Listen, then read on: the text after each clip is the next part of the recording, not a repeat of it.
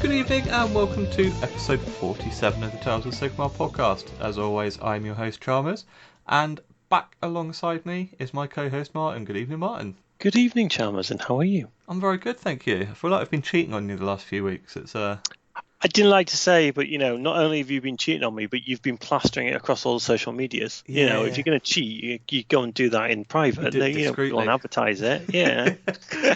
No, it's been a bit different getting a few guests in over the last few weeks, and we've got a couple more coming in the future episodes as well. So it's not finished cheating yet, but thank you to everyone who has. Do it.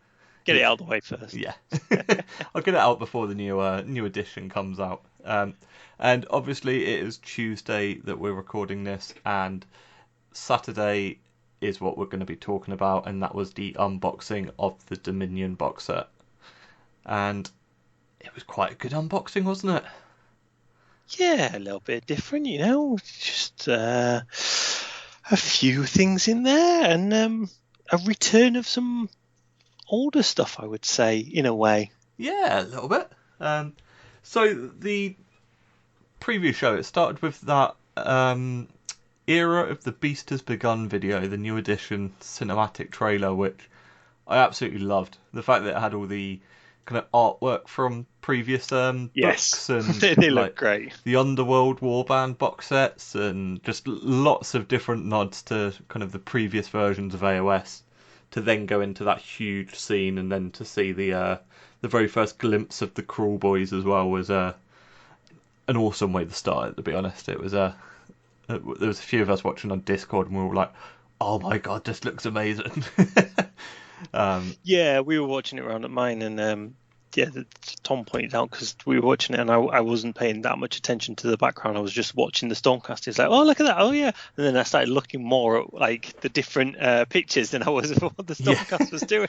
Yeah, it was like, how many kind of nods can you actually remember, and where can you remember them from? And but no, I really liked it, and it kind of, as it kind of went through, and you saw the new the praetors, the kind of hero bodyguards with the big cloaks and axes. Yeah. First thing I was like, please tell me that's a unit. And yeah, spoilers, they are a unit. But no, didn't disappoint. I really liked it. It was a nice way to see the kind of hero that was kind of featured in it. That he didn't just kind of go and smash face as well. He was struggling. He got shot by a couple of arrows, and he got kind of pummeled a bit as well. So. Yeah, the arrows one was the bit that surprised me the most. Like the pummeling, fine, you kind of expect that, but the arrows, I kind of felt, aren't Stormcastmen have this fantastic armor that everything bounces off, and it kind of just felt like the first shot just went straight through. Well, maybe it's didn't die, so fine. It's potentially how strong these Crawl Boys are. They seem to be very favourable between crossbows, so yeah, it was a great way to start the actual the stream, and how they kind of previewed everything. We're going to kind of go through all the models and our kind of opinions on them, and we're going to go through like all the Stormcast first, and then we'll go through all the Crawl Boys, rather than kind of jumping between each one, because it would just be, I'll probably lose spot of whereabouts we are more than anything. So yeah, they kind of did that preview show, and then they showed you the full Dominion box set, which looks absolutely phenomenal. It does, and I kind of, obviously hark back about, it's a bit of a return of. I like the fact we're back to humans versus orcs. It feels very. Yes, old school fantasy. Yes, style. Traditional. Yeah. It's been great, all the battles against chaos and all of this, but to me, these are the two classic opponents. Humans versus orcs in a box set just feels right.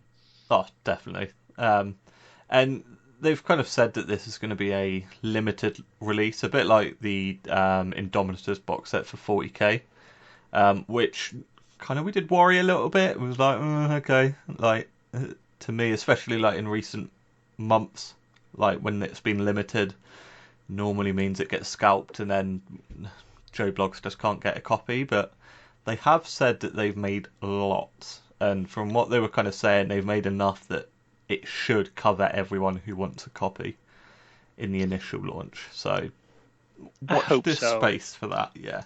Yeah, I hope so. Because, like you, the problem is the scalpers, and at the end of the day, you only get scalpers if people are prepared to pay, and they're only going to pay if they can't get it anywhere else. Yeah.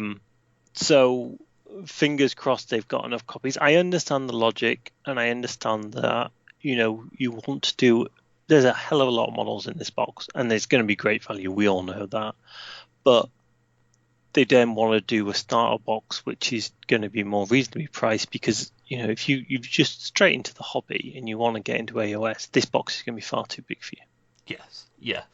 Yeah. And they did it with 40k. They kind of did Indomitus first as like, here's a load of like models and kind of aimed towards the people who are already in the hobby. And then over time they released 3 different starter sets. So they had like a £30 one, a £60 and like £105 one, I think it is. And each one comes with some of the bits from Indomitus and some. I think the £105 one comes with like a full set of plastic scenery as well. So that is kind of almost akin to a starter set for 40k. So it wouldn't surprise me that down the line we'll see some of these models then get released in a kind of tiered version of a starter set again. Fully expected. I think the interesting bit for me is going to be whether or not, and keep me right here, but my understanding is 40k, the rulebook didn't come out at the same time as the box set. No, it came in Indomitus, I'm pretty sure. Yeah, but you couldn't buy it separately. Ooh, you've got me there. I was going to say, I threw you a curveball there. It was just as I was thinking about it. Yeah. But yeah, I just hope the rulebook is available at the same time, because otherwise it just, if you're not interested in either of these two factions, you should still be able to get your hands on the book. I'm pretty sure, because Indomitus was the start of 9th edition 40k, and I'm pretty sure the rulebook was available separately. The only difference is, a bit like in Dominion, you get a special version of the rulebook, core book as they're calling it, with a kind of exclusive cover, which is the Celestial Spear. Yeah, and I don't mind that. It's good to have a special version for that box set, which is, and yeah, let's see. But yeah, I'm probably going to get the box set anyway, so it's not so much of an issue for me. But just for some of the others, it will be a shame if people can't get their hands on the book straight away. So inside the box, it is going to be 21 Stormcast models, 39 Kruleboy Oryx. As we already mentioned, the exclusive launch edition of the core book, a 24-page booklet called The War at Amberstone Watch. So I expect that'll be a kind of, this is how you learn to play AOS, with a kind of mini kind of battle plan and probably a bit of story about them battling over a certain bit. Yeah, because they did that. Didn't they do that with the second edition? There was a Nighthaunt versus. Yeah, I think it was a Soul Wars kind of little booklet or something in there. But yeah, I don't think I don't think I opened. I'd looked through. I never played any of it, but yeah. 14 War Scroll cards, so obviously that covers all the different units, so you can play with them straight away. And interestingly, 2 Allegiance ability cards, which is the first time they've kind of done War Scroll cards with Allegiance abilities on. So I wonder whether that's going to be a thing going forward, so there's an easy kind of snapshot, so you're not having to flick through your battle tome to remember everything, or whether this is just a kind of cover until the actual battle tomes come out. I'm intrigued, because I think it's a cover, and the logic behind it is the books have gone down the route recently, and if you think that the Soulblight book is written for 3rd, the Allegiance abilities.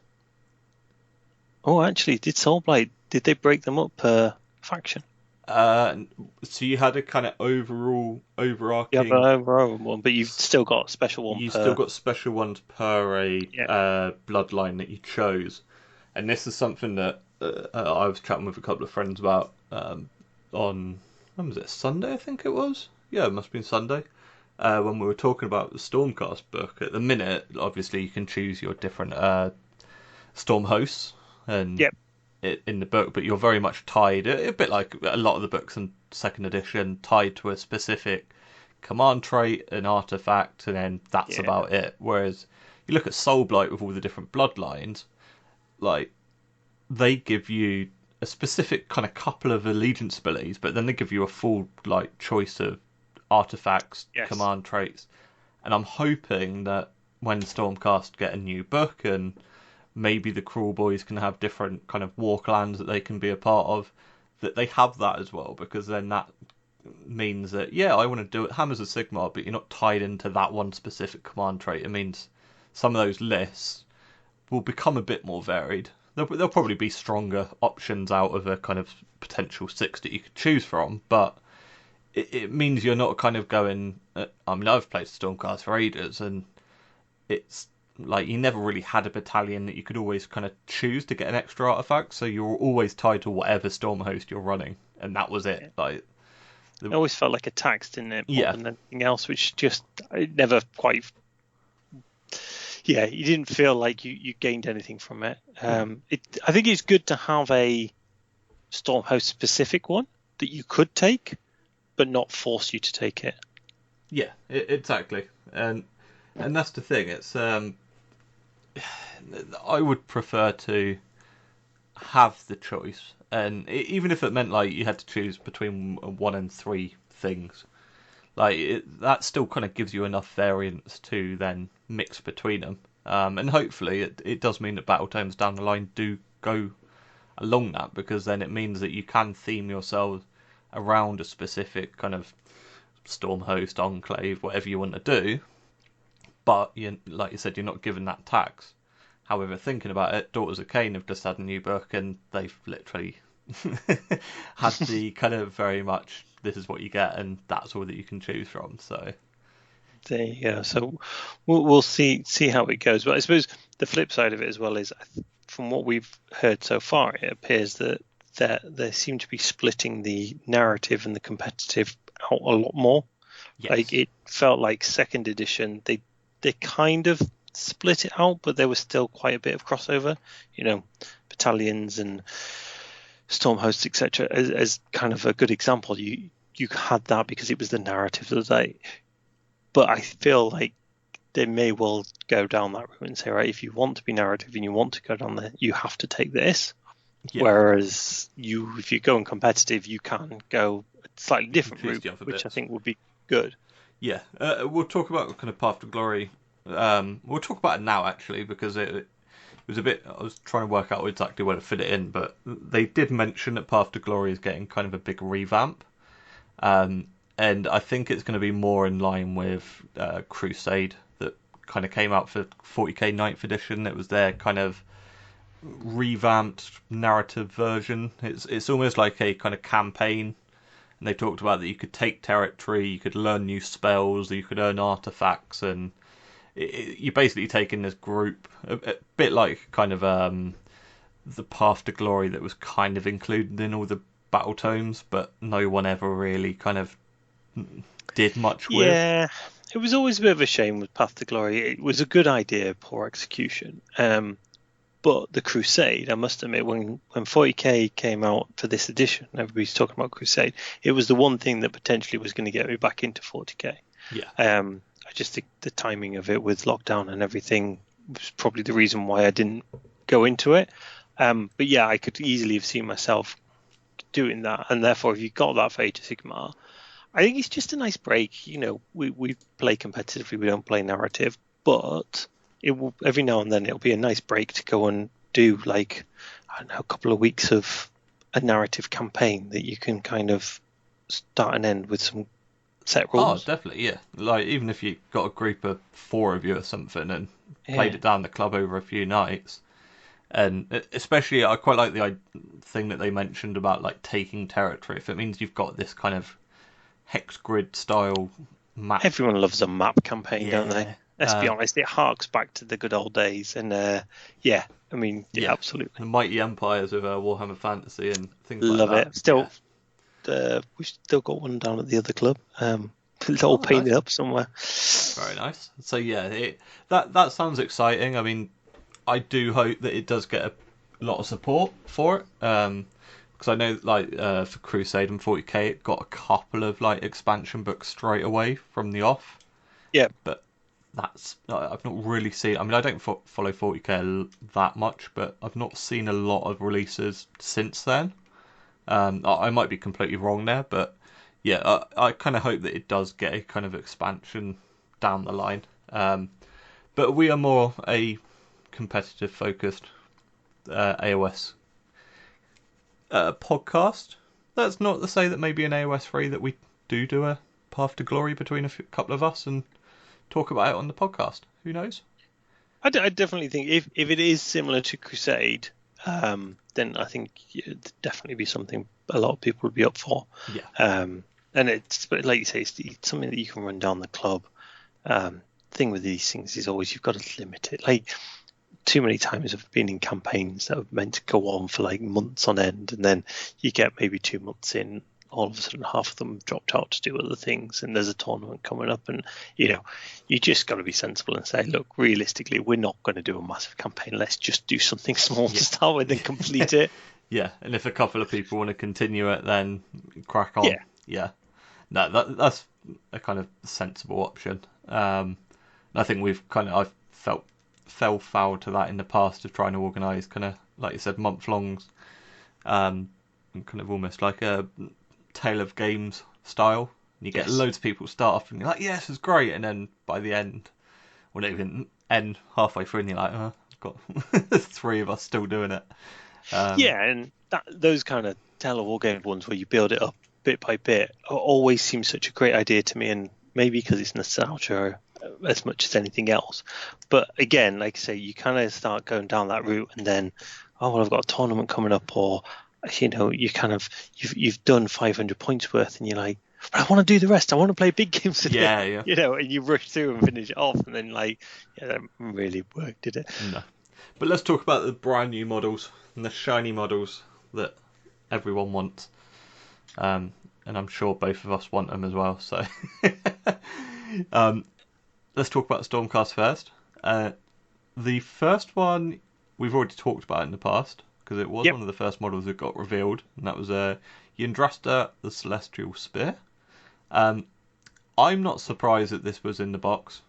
Like, I'm pretty sure I said the last time we talked about it, I wouldn't be surprised if this was a kind of hero from the launch box.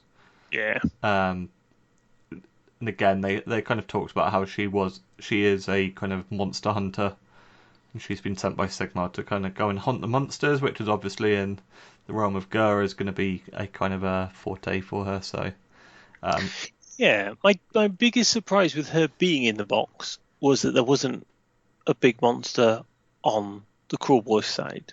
I know they've got kind of a monster, but I kind of expected, because a monster hunter was in the box, that you would get a bigger monster on the other side, if that makes sense. I suppose the problem there is if they did include a huge monster, then it probably ramps up the cost of the box quite considerably.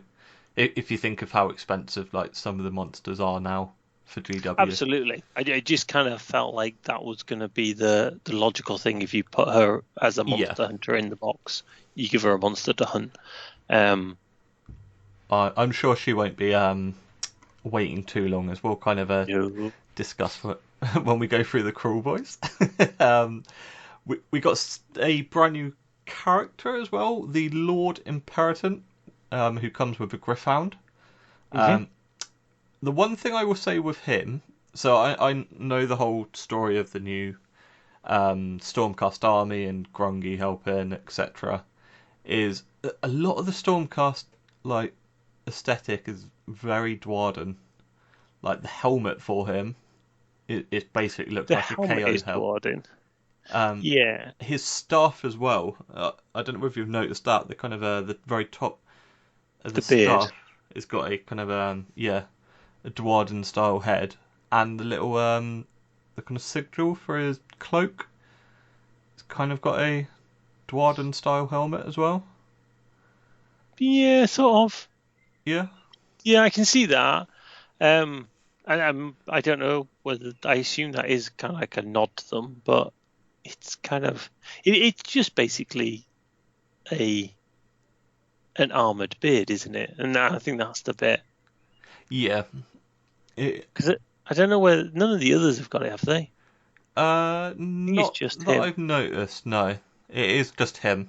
Um, Yeah, yeah, it just looks a little bit I weird. hadn't noticed it until you said it. I must admit, and now you said it, can't not see it. It was the But first thing a few of us mentioned. It was like, is that a dwarf? And we're like, no, it's just his helmet. And I was like, well, actually, that kind of ties in with Grungy helping, etc. mm, But yeah, it's probably, honestly, I'll probably swap that head because I'm not a fan of it. Um, just because it looks, like you said, it's the only one that has it, so it looks a little bit out of place anyway. yeah, I mean, you can go with a helmetless head, which looks pretty good. Yes. I don't like the big thing over the top of the head. Oh, the like Iron Halo style thing. Yeah, Yeah. I think all of a sudden the designers for AOS seem to have just on a competition who can do the weirdest Biggest headpiece. headdress. Yeah, with the Lumineth, etc. And then you kind of some of the others, it just feels a bit. I don't know, it just doesn't quite fit for me. But I think the rest of it is absolutely fantastic. Yeah, I really enjoy, really like the model. He looks great. He's described as a peerless leader. No, sorry. These peerless leaders are the finest strategists in Sigmar's service. So sounds to me like they're going to be more a backfield kind of giving out buffs rather than at the Yeah, front. Even though he's got a huge kind of thunder hammer. he looks like he can handle himself if he Yeah. needs to. But yeah, I don't. He's not going to be in the thick of it, is he? No.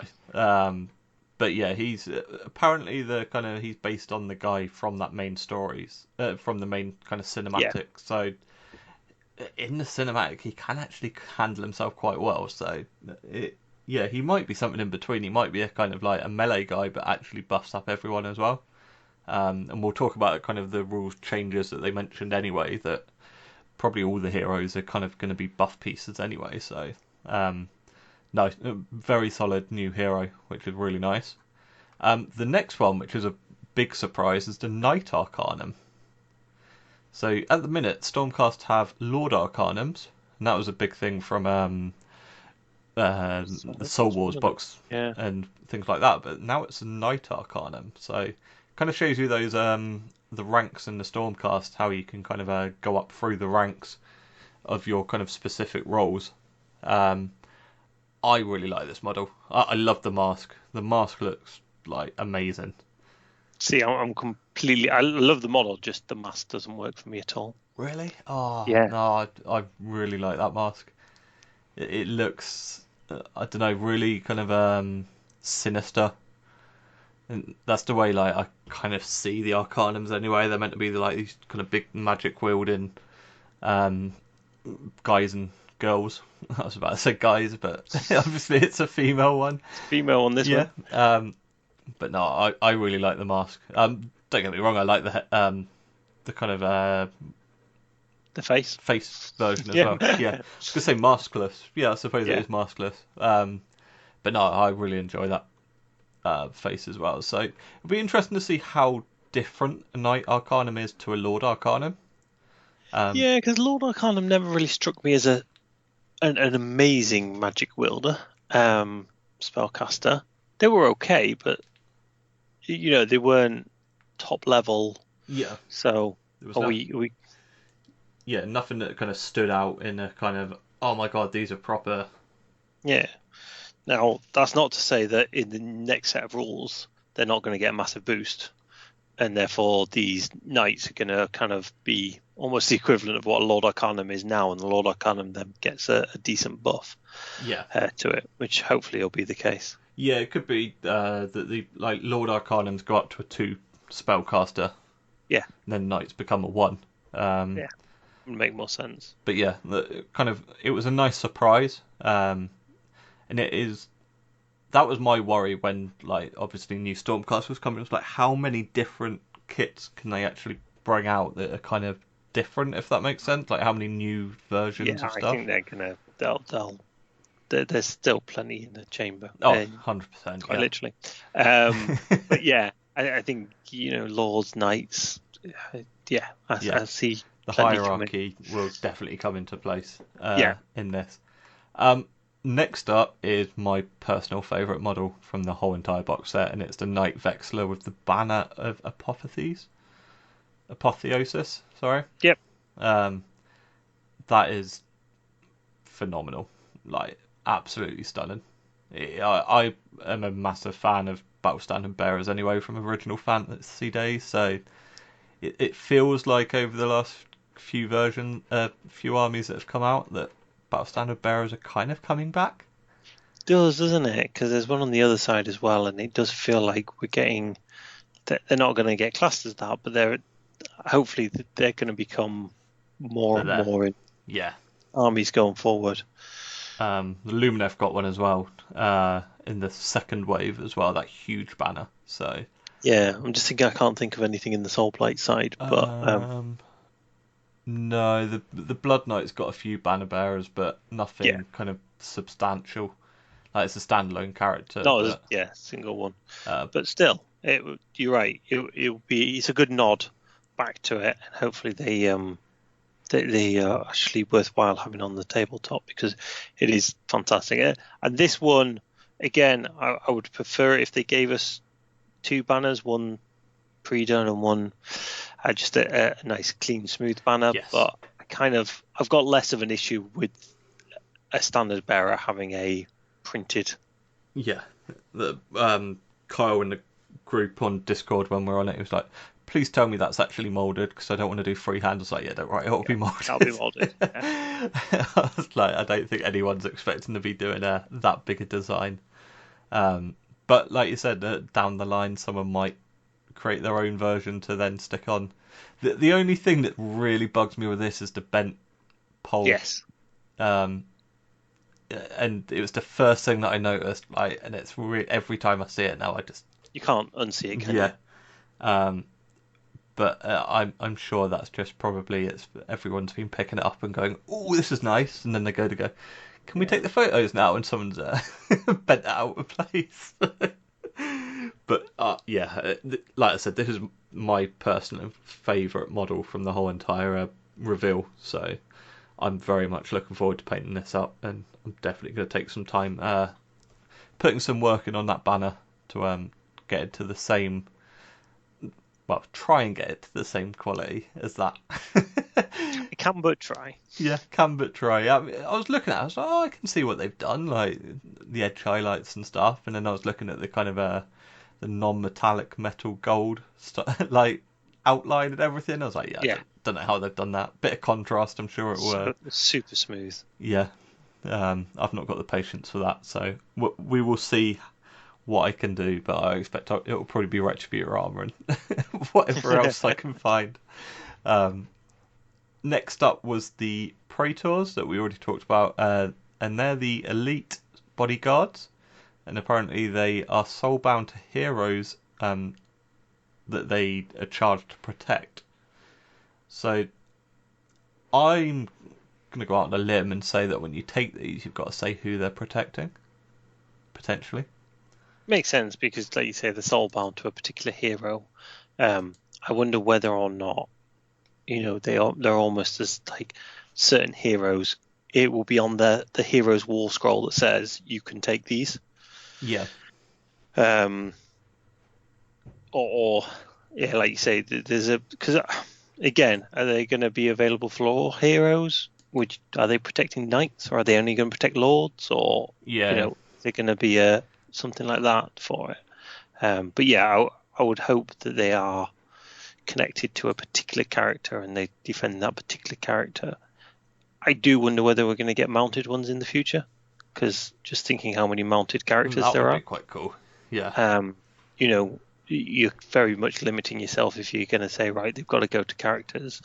Well, they have to be characters on foot, which is fine in this box set, but if you look across the range, there's quite a few mounted ones, aren't there? 100%, yeah.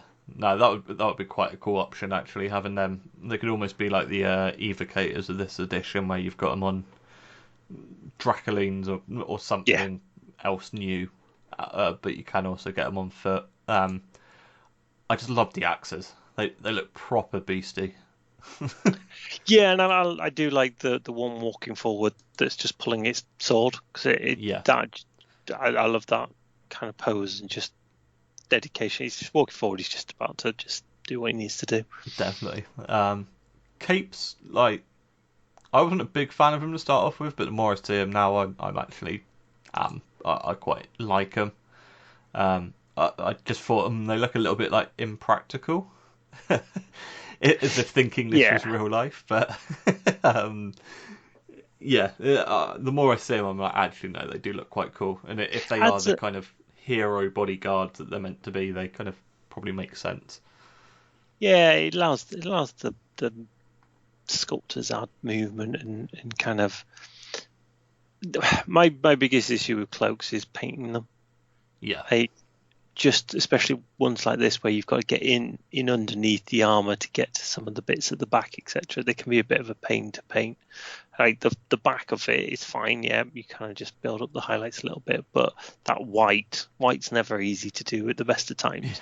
You've got white underneath, and you're trying to get to all the different areas. It's going to be a right pain. And the other issue for me is, again, from a painting perspective, Stormcast. The logical thing to do is just retribute gold.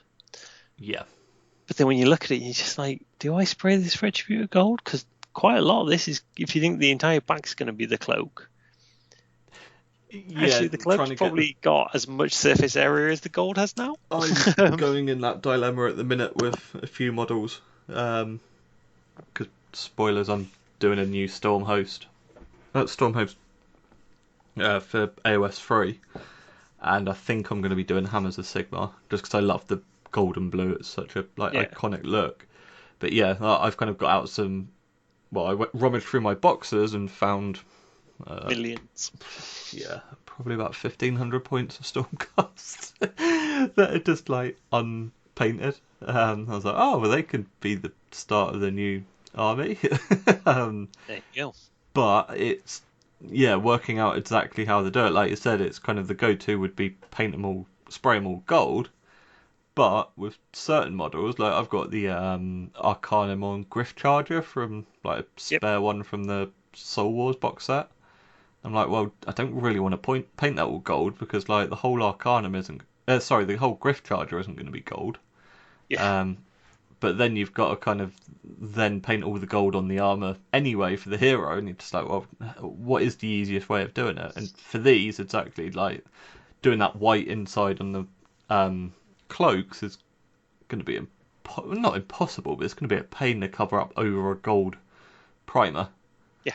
Um, so yeah, it will be interesting to see whether these models are push fit or whether they're proper kits, because that might. I'm gonna guess that they're proper kits.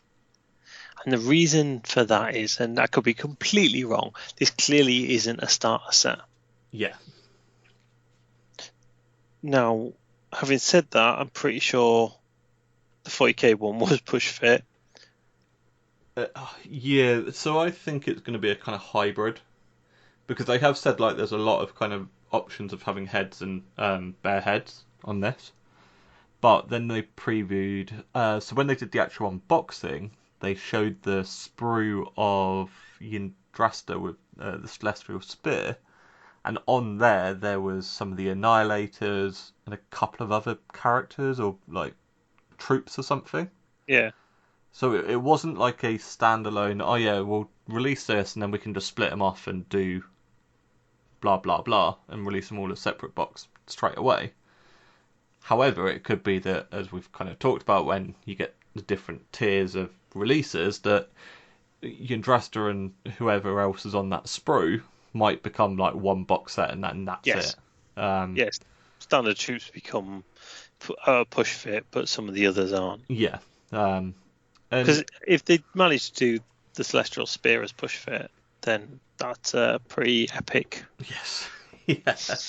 pretty good kind of achievement that they've managed. But I mean, they did it with what's he called, Ragnar the Grimhauler True. for Nighthorn, Yeah. and that's a massive kit and like huge and dynamic, and yet that was only a handful of pieces in an easy to build kit. So it can be done. So yeah, that's why I think it will be a kind of hybrid where you have different kind of options as well as it being a kind of push fit. So we'll see. But no, I really like these models, and you only get 3 in the box set. So it'll be interesting to see whether you get like you can take them more, because we saw them in like what's it, Soul Wars, where you got the 5 castigators or castigors or whatever they were called, the crossbow guys, Yep. and yet you can only take them in 3s. So Yeah, I was thinking from a Nighthaunt perspective. I remember when I did my Nighthaunt, there was oddities there. yeah, So yeah, evocators as well. You got 3, and yet you have to take them in 5. So 5s. Yeah, which I expect the same will be here. yes, That you only take these guys as 5s. definitely. Whereas the bodyguard kind of felt like 3 seemed to be about right. Yeah, potentially. Yeah, so let's go on to the Annihilators then. The big chunky dudes that... Yeah, so I was thinking the Annihilators are the ones I expect as 5, but the Praetors I kind of potentially as 3s. That Makes kind of sense works as as a 3s. bodyguard, but the Annihilators, again, you've only got 3, but I fully expect these to be 5s. Yeah. And we talked about this in the last episode we did when they got revealed, or when one of them got revealed, but that hero, or the champion, I just love. Like, his face, it looks like he's been in a proper battle. He's got like a chunk missing out of his forehead. He looks like he's blind in one eye. I'm pretty sure he's got a black eye as well. See, this is the thing though. Like, clearly he hasn't been reforged. So I assume when they get reforged, all of that disappears. Yes. So the thing is, at the minute, spoilers for Broken Realms, if you've not read them all the way through, is that they've actually like blocked the connection between Azir and the Mortal Realms. So actually, a Stormcast cannot become reforged at the minute. But I thought that was the whole point of this new armor. Well, this is the thing. This isn't the new armor, is it? This is a like the what's it called? The Vindicators is the new slimline armor. This is big chunky dudes. So I don't know whether this is still counted as the what is it called? Storm. I would assume all of this new box set is the new armor. Potentially, yeah. We'll see. I mean, obviously at the time of recording, Broken Realms Kragnos is still only up for pre-order, so it's not out for release. Yeah. So we don't actually know how it finishes, and maybe the connection gets restored. So there is a potential that happens, and yeah, when you get reforged and all of that kind of damage does go away, but he just might have been good enough never to, well, not to have been reforged. You know, you only get reforged if you die, and you know. Yeah, these guys look like they can handle themselves. So yeah. So Adam Trick did preview the hammer attacks on this. I'm pretty sure it said they got 2 attacks each, 3s and 3s -1 and 2 damage. Which, when he read it out, I was like, I'm pretty sure that's the Retributor hammer attacks, and it is. So I'm sure, because when they got previewed, I'm pretty sure they said that they were like a lot more powerful on the charge or something. So who knows whether they get like extra attacks or whether that damage goes up to like 3 or the rend goes up or anything like that. You just don't really know. You'd hope they get something, because that, whilst it's not a bad profile, like you say, it doesn't stand out. But the flip side is, are they going to get a bonus against monsters, or are they going to, you know? Yeah. I think they said previously these are going to be 2 up as well. Yes, they're 2 up armor save. Which they should do with those big stonking shields that they're wielding. Exactly. So maybe it's that their attacks actually aren't that much better, but it's just the fact that you just can't shift them. A lot more survivable. And they might even have like, I mean, what, Retributors have 3 wounds at the minute. Could they have 4? Potentially. I hope so. Something like this, 2 up, 4 wounds. I'm just looking at them and kind of comparing them against something like Colonel Hunters that are kind of a unit of 3 and have 5 wounds each. And I mean, okay, they don't have a 2-up save; they've only got a 4-up save. So, yeah, 2-up save and 4 wounds each might be a little bit too bonkers. But yeah, these are, I think you're going to see them in a lot of lists. They're big, they're solid, they're big chunky dudes. Yeah, if I do go Stormcast, then I definitely have a couple of units of these because I just love the models. Yeah, 100%. Yeah, I'm the same as you. I don't think there's a single model in this starter set for the Stormcast that I just looked at and went, no, you're all right. Like, but yeah, these Annihilators, they just look like they're proper beefcakes that can like tank a lot, but also be a big distraction to like enemies. You put them on the table and your enemy's like, oh god, I need to get rid of them, or they're just going to go and sit on an objective and just score all games. So yeah, assuming that these are going to be able to just drop out the sky as most Stormcast can. Yeah, turn 1, you just drop them onto an objective and you say, right, yeah, your move turn. me if you can. Yeah. And then we'll go on to the new troops, which are the Vindicators, or Vindictors, I should call them. And you get 10 of them in the box, which is quite nice. Yeah. I wasn't expecting that. And you actually get some little standard bearers as well, which again it was a nice surprise because it feels like musicians are going away because none of the new Soulblight releases got musician kits or kind of options to take musicians. And the fact that these you get 10 in a box and you get like 2 banners but no musicians says to me that it feels like trumpets are no longer useful in the mortal realms. Which would be a shame. I'll be honest. I do quite like the odd musician. Yeah. But yeah, the banners kind of lead you to believe, therefore, that this is going to be 2 units of 5. Yeah, so it looks like from the kind of box shot that you see, it's 2 units of 5. So you've kind of got 1 unit at the bottom and then 1 unit up at the top. I mean, all Stormcast units like these are like taking in 5s anyway. Like Liberators and things like that, Secretors, they're all in 5s. 1 banner per 5. Yeah, and it wouldn't surprise me that 1 in 5 models can be a banner bearer. So if you're taking a unit of 10 or 20 or 30, you could take, 2, 4 or 6 banners. I really like these. Like I know we talked about them in the last episode, but I really, really like the kind of variety in poses that you get for them as well. They're not all just and you've obviously seen more this time because we didn't see all of these last time, did we? And some of the ones without helmets. I know there's always a big debate of helmets versus no helmets. They'll look fantastic when ranked up next to each other in some of those poses. Yes. It will be interesting to see what range these have, or which reach they have. I'd probably guess 2-inch, but I wonder whether they'll get a 3-inch, a bit like the Lumineth, if they're on a bigger base. Who knows?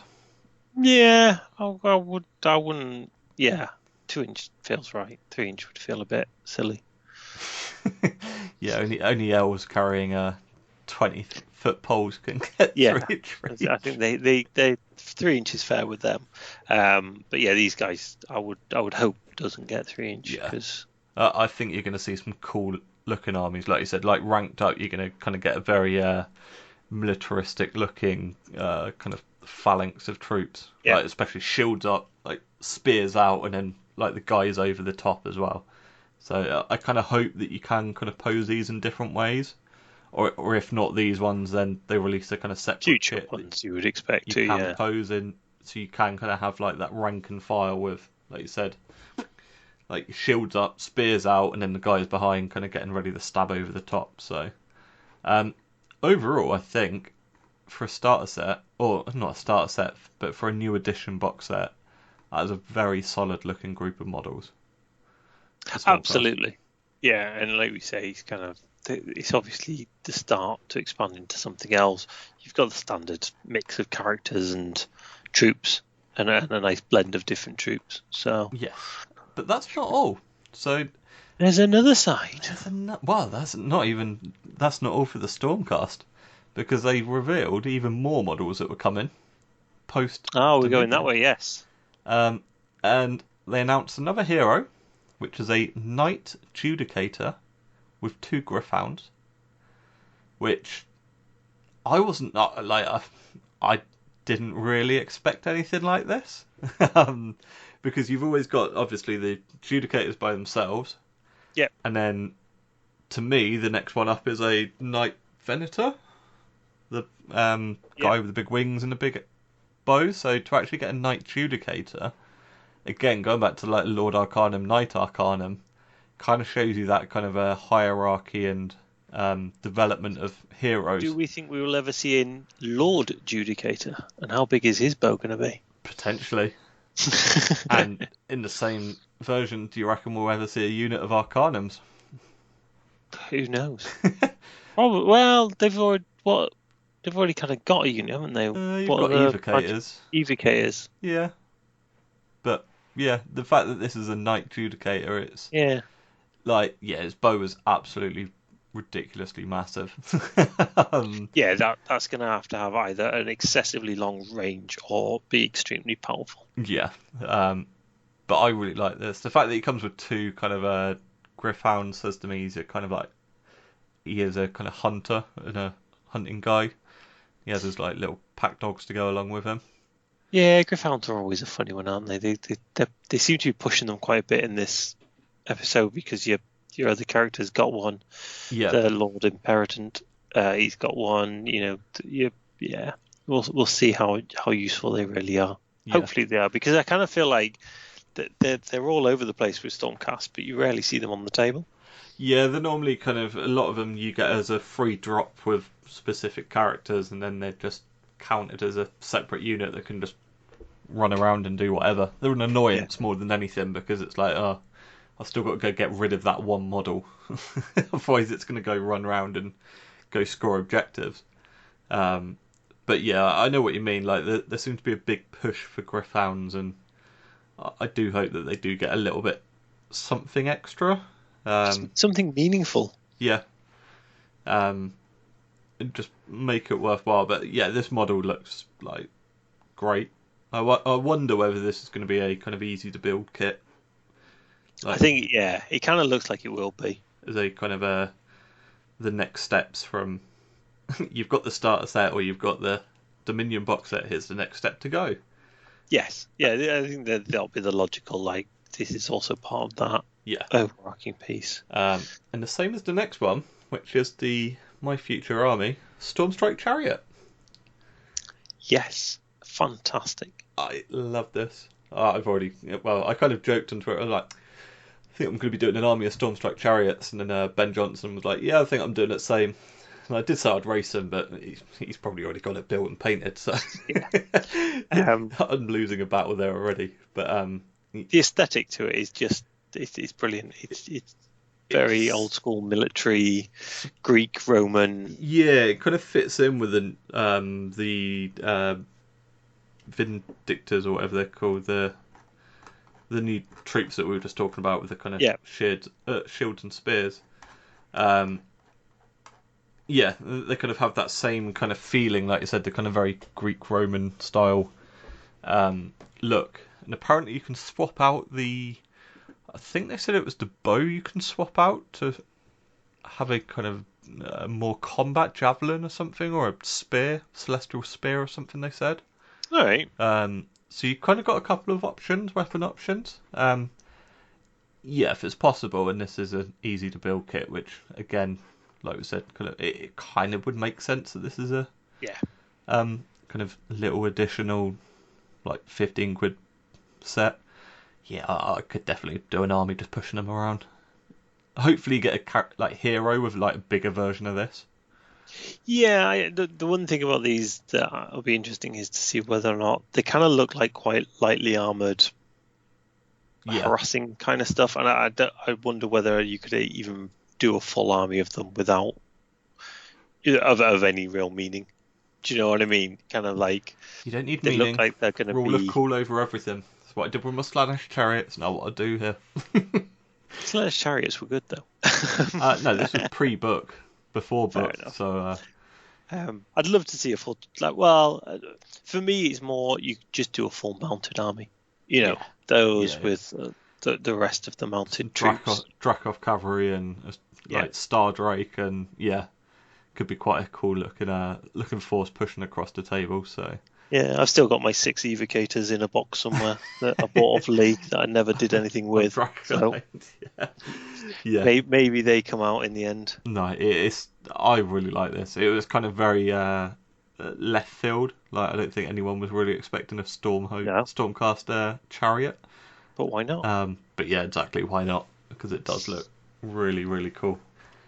So yeah, overall, Stormcast absolutely awesome. I'm sure that there is more to come for Stormcast as well. I'm sure that won't be it. The Kragnos War Scroll mentions drakes and a keyword Drake, and we've not got anything that's got the keyword Drake in yet. So I'm sure it'll be coming. It'll be coming. yes, exactly. So yeah, a good start. My wallet is already crying thinking about what else could be coming, but bring it on. I'm not going to complain. Yep. Um, let's talk about something completely different than Cruel Boy Oryx. Yeah, no one expected that. I don't think it was. No, and part of me was disappointed, and part of me thought it was fantastic. Disappointed because I was expecting something new, exciting, and yes, they're new, but it's a real hark back to Lord of the Rings orcs. You know, as It's we mentioned all over the yeah, place, and I don't think that's an unfair thing, and that which is great. I, yeah, I felt like there was a little bit of a missed opportunity to go down a completely different route. yeah. I know what you mean. Like they could have done something completely different. But it's something that kind of it's something that I chatted with Andy Curry about last night in a future episode. It kind of feels like GW are kind of stepping away from those old school fantasy versions of orcs and whatnot, and they're Yep. just going into their new. This is our new version of orcs, and it kind of feels like AOS 3 is doing that. Of like, look, fantasy's kind of been and gone. We're now in a third version of this game. The old world's returning in a completely different game. So let's take a step away and let's bring our own version to this. Yeah, and that's what they were always doing, was it? And that was the whole point of AOS, was to, AOSify Yeah. things. And that's why these don't feel like they've been AOSified, in that there's the hark back to the Lord of the Rings style. But yeah, these are completely different to, these look like cruel, mean kind of Yes. orcs, whereas, you always felt like fantasy The other ones orcs were all were kind of a bit bit of a joke. cartoony and Yeah, it's like, yeah, they're just stupid. They don't know what they're doing, and yet they were meant to terrorize the world. You can see these guys as actually being that kind of Lord of the Rings, or kind of that cruel, cunning, just sheer evil. yeah. And they've been described a little bit like that, to be honest. They've kind of said, think of the new Cruelboy Oryx as representing the other aspect of the twin-headed god, the Mork to the Iron Jaws Gork, if you will. So, obviously, Iron Jaws are kind of, like you said, very kind of just straight to the point, smash and bashing, let's crack on, get into combat. No, not old school, but I suppose they are, because they've got the Ardboys models, which were Black Orcs in fantasy, so Yeah, but they have clearly been AOSified with the armor yes. and the new look, etc. But it feels like a little bit that AOS 3 feels like it's kind of going a bit more grimdark. Very much. And this is the kind of like first proper step into it of like, yeah, here we go, here's some swamp dwelling orcs. Yeah, and if you look at just going back a tiny step with the new zombies and the new skeleton warriors, Yeah. they really felt dark. Yes. and the details on some of those were a bit like grimdark, and yeah. So again, previously a lot of people had issues with them, but they were quite cartoony, the zombies that Games Workshop previously produced. And again, the new ones are a lot more going down that route. So Yeah. yeah, I think it's not an unfair pitch to say that we're definitely going in a different direction. Yeah. It says cruel boys are still brutal, but their cunning makes them more amendable to picking off foes at range, stabbing someone in the back instead of charging headlong into combat. So we've already kind of touched on it a little bit. Yeah, they've got ranged options, which is nice. Yep. Something that kind of destruction doesn't really have much of at all, bar a few ogres and bits and bobs here and there. Beast Claw with a 2-up mortal wound. Well, that's completely different now. That's like a horde killing doesn't really do much thing anymore. The Thunder Tusk, Snowball. No, I was thinking the blooming bird that they send off and Oh, the Blood Vulture. Yeah. yeah, But yeah, it's like one mortal wound. yeah. I hate that thing. Yeah, so it's they're kind of a different feel to the whole army. Yeah, and I'm kind of expecting there's going to be some ambush elements to them. They're going to be appearing probably just randomly on a flank somewhere at some point. Yeah. I think you'll get some like cavalry models as well and stuff like that can kind of jump around the board quite easily. So yeah, it'll be interesting to see exactly how they play. It says they make their homes in bogs, swamps, and murky places, especially in Gur. When Kragnos began his rampage, the cruel boys took to him like a moth to flame, worshipping him as a destruction incarnate. The cruel boys are rising up across all the realms to join their kinfolk, and they'll be bringing some big nasty beasts with them. Yeah, and it's interesting. Like they talk about bogs and dark and damp places. It makes me wonder what the future for Gloomspite is, because they kind of are in those kind of areas. Yeah. And I would have thought they would have quite a strong link to these guys, but they seem to have gone a slightly different route with their minions, shall we say? Yeah, so the model that we'll talk about like right at the end, kind of, I was surprised it was what it was because of what Gloomspite get. Yeah. But yeah, we can kind of talk about that towards the end. But yeah, I know what you mean. I have a feeling there'll still be some other bigger monsters that come out for this army as well, like I'm sure there will be and stuff. Because but just the narrative of it all, etc. You kind of feel like it would have made sense to link the two, but if you think about it, Gloomspite still kind of has that fantasy feel to it. Yeah. So I don't know whether like it's the beginning of the end of that. Yeah. No, that's fair enough. It's I don't know. Gloomspite's in a bit of a weird position. Like they got a lot of kind of obviously a big relaunch in second edition. But yeah, it's not exactly the go-to army at the minute for. It's not, even though I'm going to still run my squigs. But I do kind of feel because they've put the new rules from the White Dwarves into Kragnos, I believe. Yes, they did all the which kind of solidifies them for the next version. Yeah, yeah, it still keeps them there. The problem is that it's such a big battle tome in regards to options.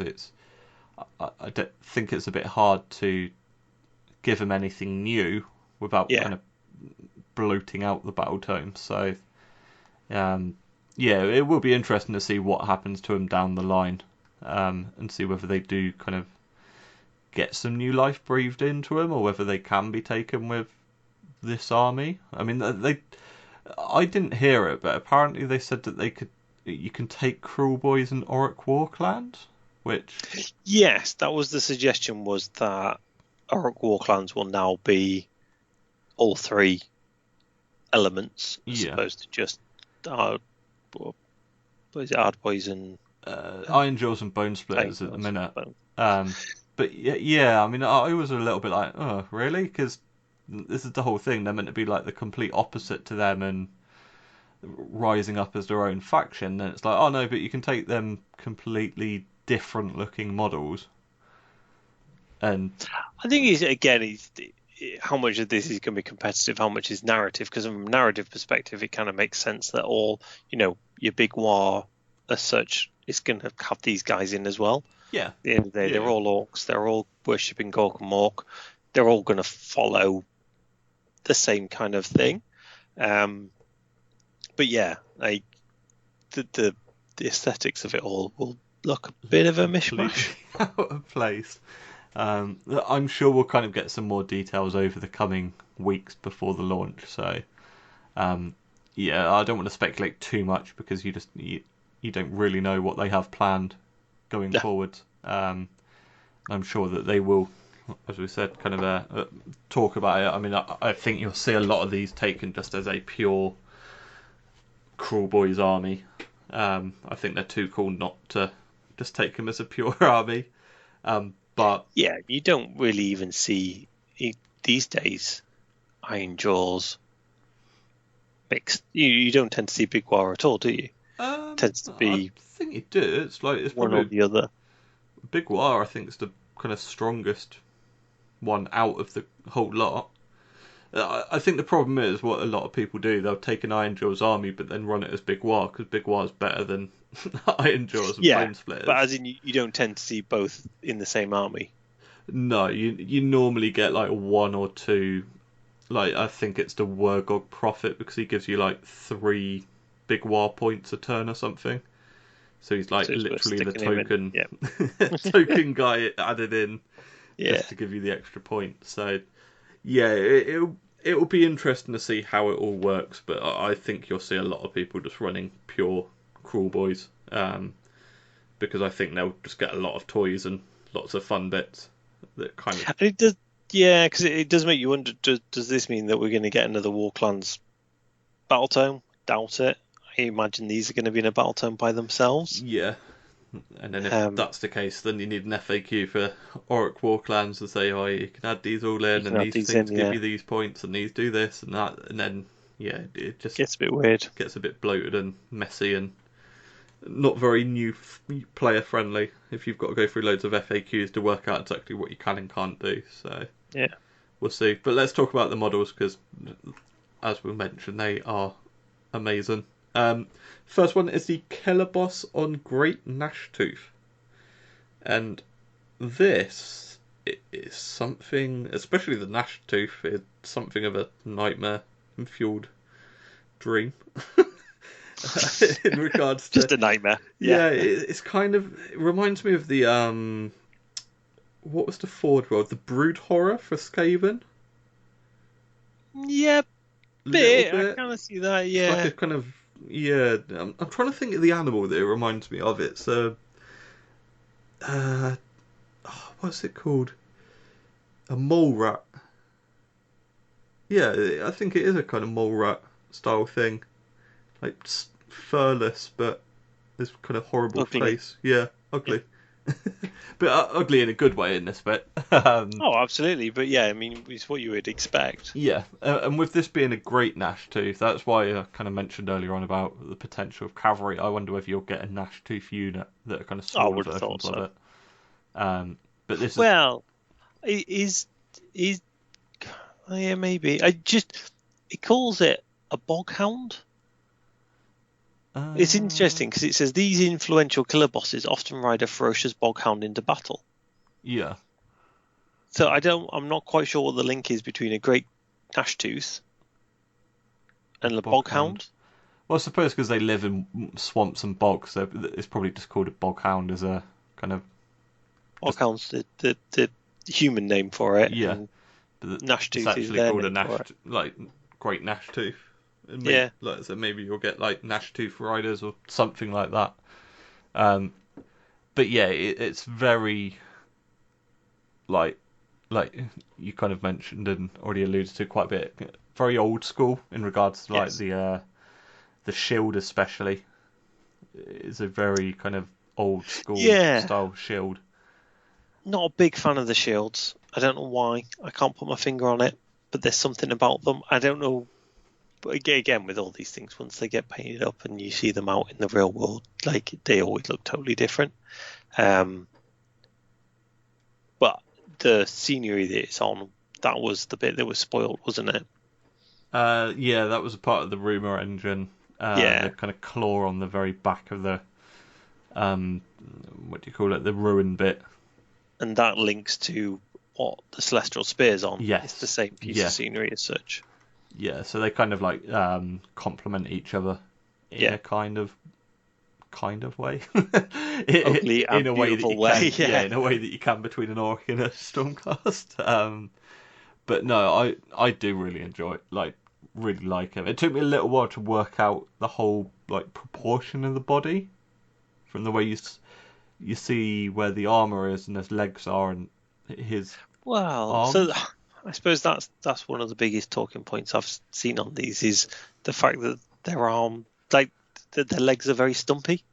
Yeah, It doesn't bother me I that much. Like I've looked at them and now that I've noticed it, I'm like, yeah, but actually, it's not something that seems to it's bother me. I think that model, the mounted model, it looks worse on, or it looks more pronounced, shall we say? Um, but yeah, like I kind of just that's fine. yeah. At the end of the day, they're like made up creatures. Like Exactly. That's the thing I saw on Twitter when people were complaining about it, and then someone just replied, "It's like you're talking as if orcs are real."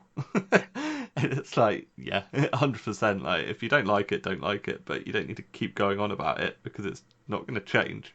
no, Um, but yeah, I mean, it's just the way that they look. It's like yeah, that's the new aesthetic. It's just get over it. Yeah, the only thing that I just I don't know whether it's just the angle that the picture's on. It's just because the way you see his arm and where his leg is, that breastplate for the chest armor. yes, I just couldn't work out like how his body was situated, if that makes sense. twisted or not twisted, and Yeah, yeah, but I think it's more just the posing or the angle that they've taken the shot. I think yes. like from a different angle, you were like, oh, okay, that's what it is. Um, but yeah, when I was looking at it, I just couldn't get my head around it. I was like, I don't understand where everything is on that body. I can see an arm and I can see a leg, but what's happening in the middle? But It's because his other arm as well. He doesn't because the shield is so big and so close. It doesn't look like his there, other arm's yeah, gone into the shield. It just like almost the shield's bolted onto him. And what for me, the first couple of times I looked at it through me is there's a hand on the shield, and it looks like that would be where his hand would be if his hand went through the shield. yeah, I know what you mean. Yeah. And then I was kind of, what? But then it's the wrong angle, and What's then happening? yeah, Yeah. no, No, yeah. I really like him. I can't wait to see people's paint jobs for this because yeah, I think you're going to see some awesome looking bosses, and rightly so because he is a nice model. Uh, like I'm probably going to paint up the set anyway, just because I'll have it. yeah, Um, but yeah, I think you'll see some really cool and like different paint schemes for these. I think. Um, absolutely. Kind of we've already alluded to a lot of people kind of comparing them to Lord of the Rings style orcs. I think you'll see a lot of Lord of the Rings style paint jobs as well. Yeah, Um, and I think done properly, they could look really, really cool on the table. absolutely. Um, Next one is the Swamp Cooler Shaman and the Potgrot. Everybody's favourite pot grot. Potgrot is awesome. Like it looks like you seem to be getting a lot of these grots with the heroes. It's almost like a Griffhound. Griffhound. Yeah. Griffhound to what the normal hero Yeah, is. But yeah, that I really love this model. Like it's such a characterful model. it's what you expect from a A bog orc shaman. shaman, Yeah. isn't it? Yeah, and the massive skull on his back. Yes. Um, So they said that's the kind of gargant skull that he's kind of wearing as protection, which is pretty cool. It is for me. It's the liquid coming out of his pot that's then turning into a gas. yes, To be able to model that and paint it like that is like awesome. My only worry is that it snaps off. That looks quite solid. That doesn't look as spindly as some of the other pieces, I must admit. Now, it might be from a different angle, it's a bit thinner, but yeah, You it trust does it? seem. Yeah, I'm all right with that. It depends how long his arm is, but yeah, I think that's all right. Yeah. But these look really cool. So apparently they can channel the foul magics of the swamp into toxins and vile elixirs to aid their kin. So it sounds like you can kind of attack your enemies with stuff, but also buff up your troops as well. So Yeah, I'm sure there's going to be a very tasty spell lore that goes along with these. Um, absolutely. be interesting to see what the pot grot does, though. It says, just talking about him, the swamp caller shaman never leaves home without a pot grot to stir the heady brews.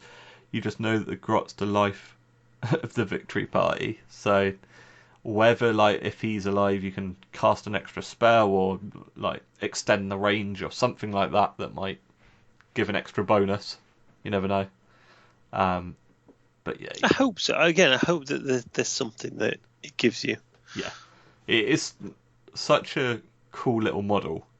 I would be very surprised if it didn't give you a little bonus. Yeah. One of the guys when we were watching it actually thought he was stirring himself in the pot. Well, it does look like that. I must admit, it looks like he's like in the pot himself, just Stirring kind of away. like stirring away. And let's be honest, a grot probably would do that. True. You just sitting there and keep stirring, and then all of a sudden realize he's actually sat in He's in the melting pot, away. and he's like, no. But no, you can definitely see his foot peeking out Yeah. from one of the sides. So no, he's not that stupid at the minute. Now the next one, another hero, is a killer boss with a stab grot, or as I'm calling him, bring your son to work day. It's a proper fighty model, and then a little fighty Fighty model as version. well. Yeah. And you can see that, the bit there where he's like, and can be kicked in front of a blow meant for the killer boss. So he's clearly something just there as a way to save wounds. Yeah. So he's clearly going to have some. 2+. Yeah. Shrug it onto him. Or something like that. I like that you can chop and change them between the shield and the kind of a big flail as well. Yep. And the mace. Yeah, what is it? Morning Star? I think they're called. Looks like it. Yeah. It's a very orcish version of it, but yeah. Yeah. So yeah, that's quite nice. That's why I was quite surprised that like some of these kits do have like different options on, like if they are push fit or Yeah. things like that. I would have liked a different head with this guy. I'm not a big fan of that helmet. You never know. You might have a different head. Like Yeah, they've not it shown actually it, but does. you But could probably the rest swap of it. it's great. Stood on top of a stormcast. Yeah. Always good to have a body on the base. Definitely. But it says every kill boss is ruthless and ambitious, having backstabbed, poisoned, and otherwise disposed of anything that stood between them and their leadership goals. So it sounds like they're proper, just like almost like a mega boss, almost just get into combat, chop along. Exactly what you want to know. Interesting that the kill boss was stab grot, and then you've got a killer boss with stab grot, and you've got a killer boss on the bog hound. Yes. They're the same level as such. It doesn't seem to be. I assume the one on the hound is the leader, and the other one's kind of like the lieutenant. But I was kind of expecting the one on the hound to be a mega killer almost. boss. Yeah. you know what I mean? Like, so especially considering that title there, they've killed everybody. Now they're the sole person in charge. Well, actually, there's a dude over there on a bog. Staking claim as well. Yeah. So yeah, it'd be interesting to see whether there's any rules interactions on that or how that works. Yeah, definitely. Maybe there's like they have to almost like prove themselves on the battlefield, or that they're the proper killer boss, and they get better to attack if both of them are on the table because they're trying to impress each other. Outdo each other, yeah. But no, I really like him. I think he's a nice model. I agree with the head. It's a little bit too armoured, like in kind of too kind of busy. Yes. But I'm sure that you can probably swap him with something else to give him something else. Swap it with the stab grot. Be fine. give them the Stabgrot, and the Stabgrot can have the killer boss's Nice head. helmet instead. Yeah. See, I love the Stabbot's helmet though. That looks like it's kind of like absolutely Yeah. useless. He probably can't see out of it or breathe out of it or anything like that. But he thinks he looks cool. So Definitely. Next up is the other kind of battle standard bearer, which we've kind of talked about, and it's the Merc Knob with Belcher banner. And it says, holding aloft icons wrought in the form of Kragnos, the living earthquake. These strange devices offer protection against enemy magic and flood the battlefield with choking swamp gas. So, yeah, it sounds like he's going to be a kind of anti-wizard style banner. A bit like what you kind of got in a few of the fantasy days of battle standard bearers. yeah, Kind of gave you protection against spells.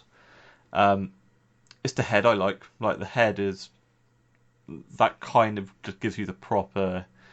mean and angry and It's not Yeah. even that. It just kind of gives you that. This is the vision that we're going with these new orcs. Like, yes, and this was the first one where I looked at it and went, yeah, that looks like Lord of the Rings kind of stylized orcs, and he's awesome. Like, the fact that they kind of said like the banner is meant to be like their version of what they think Kragnos looks like, and obviously we know what Kragnos looks like, and he doesn't really look like that, but doesn't look anything like that. No. But never mind. but that's their kind of I'm not going to tell him that. yeah. That's what they were kind of saying on stream, that like they don't actually really know what he looks like. It's just that they kind of they're going by what they can remember or what they think he does. But yeah, it's interesting that like despite the protection against enemy magic, you can also flood the battlefield with choking swamp gas. And I was looking at the model, I was like, I cannot work out how that would happen. Like, It's just a banner, isn't it? I suppose it's just actually you're in the swamp and you can do it yourself, but yeah, the fact that they said that it's the banner that can do that, it's it must be kind of imbued with magical. I'm assuming that tongue does something. Yeah, potentially. Yeah, that could be the thing that lets out the swamp gas. But I just really like it. The biggest thing on this model that I really like is the head on the left-hand side that's impaled. It looks so real, not realistic. I'm trying to think of the word. It looks like a head that's been impaled. Often the heads they look like heads, but they don't look like something that's been cut off a body and stuck on a stake. Yeah, and it's not that it's rotten. It's like it's a freshly done one. Yes. Like you still got the droplets of blood. I think it's the dripping paint job as much as the contrast between the flesh colours of that compared to the other two heads Yeah. on the model and the skull. Yeah, I think the paint job really has done that. Like a really impressive job there. Yeah, and that's the thing. Like you look around the whole model, but that's the thing that I always kind of keep going to because it just looks so different compared to everything else. But yeah, I really like this model. Really nice. Again, like battle standard bearers. Yeah, give me more of them. I like it. Yeah. Up next is the Man Skewer Bolt Boys. And these are the crossbows. Probably the biggest surprise in the box set, especially from like the cinematic trailer. I don't think anyone was really expecting like full blown crossbow guys, and ones that Decent sized crossbows as well, aren't they? Yeah, that's what I was going to say as well. Like they're not kind of just the little puny kind of pew pews. They Yeah. look like they're proper kind of beefy crossbows that can do some damage. And again, it looks like you only get 3 of them in the box, so that they kind of like they compare against almost like the Annihilators, I would say, but probably not on the same same level of kind of survivability or anything. But No, and again, would they be able to pierce through an Annihilator with the 2-up save? They look like they should, and cinematic trailer rarely relate quite into rules, but should they relate into rules, then yeah, you're expecting these to be able to have a decent rend on them and do a fair bit of damage. And again, they look like they wouldn't be too shoddy up close as well. If you look at those bows, there's a lot of daggers and swords coming out the actual bow itself. So yeah, they seem to have like bayonets affixed to the front to so protect kind of them. like You get close to them and they're just as deadly. Yeah.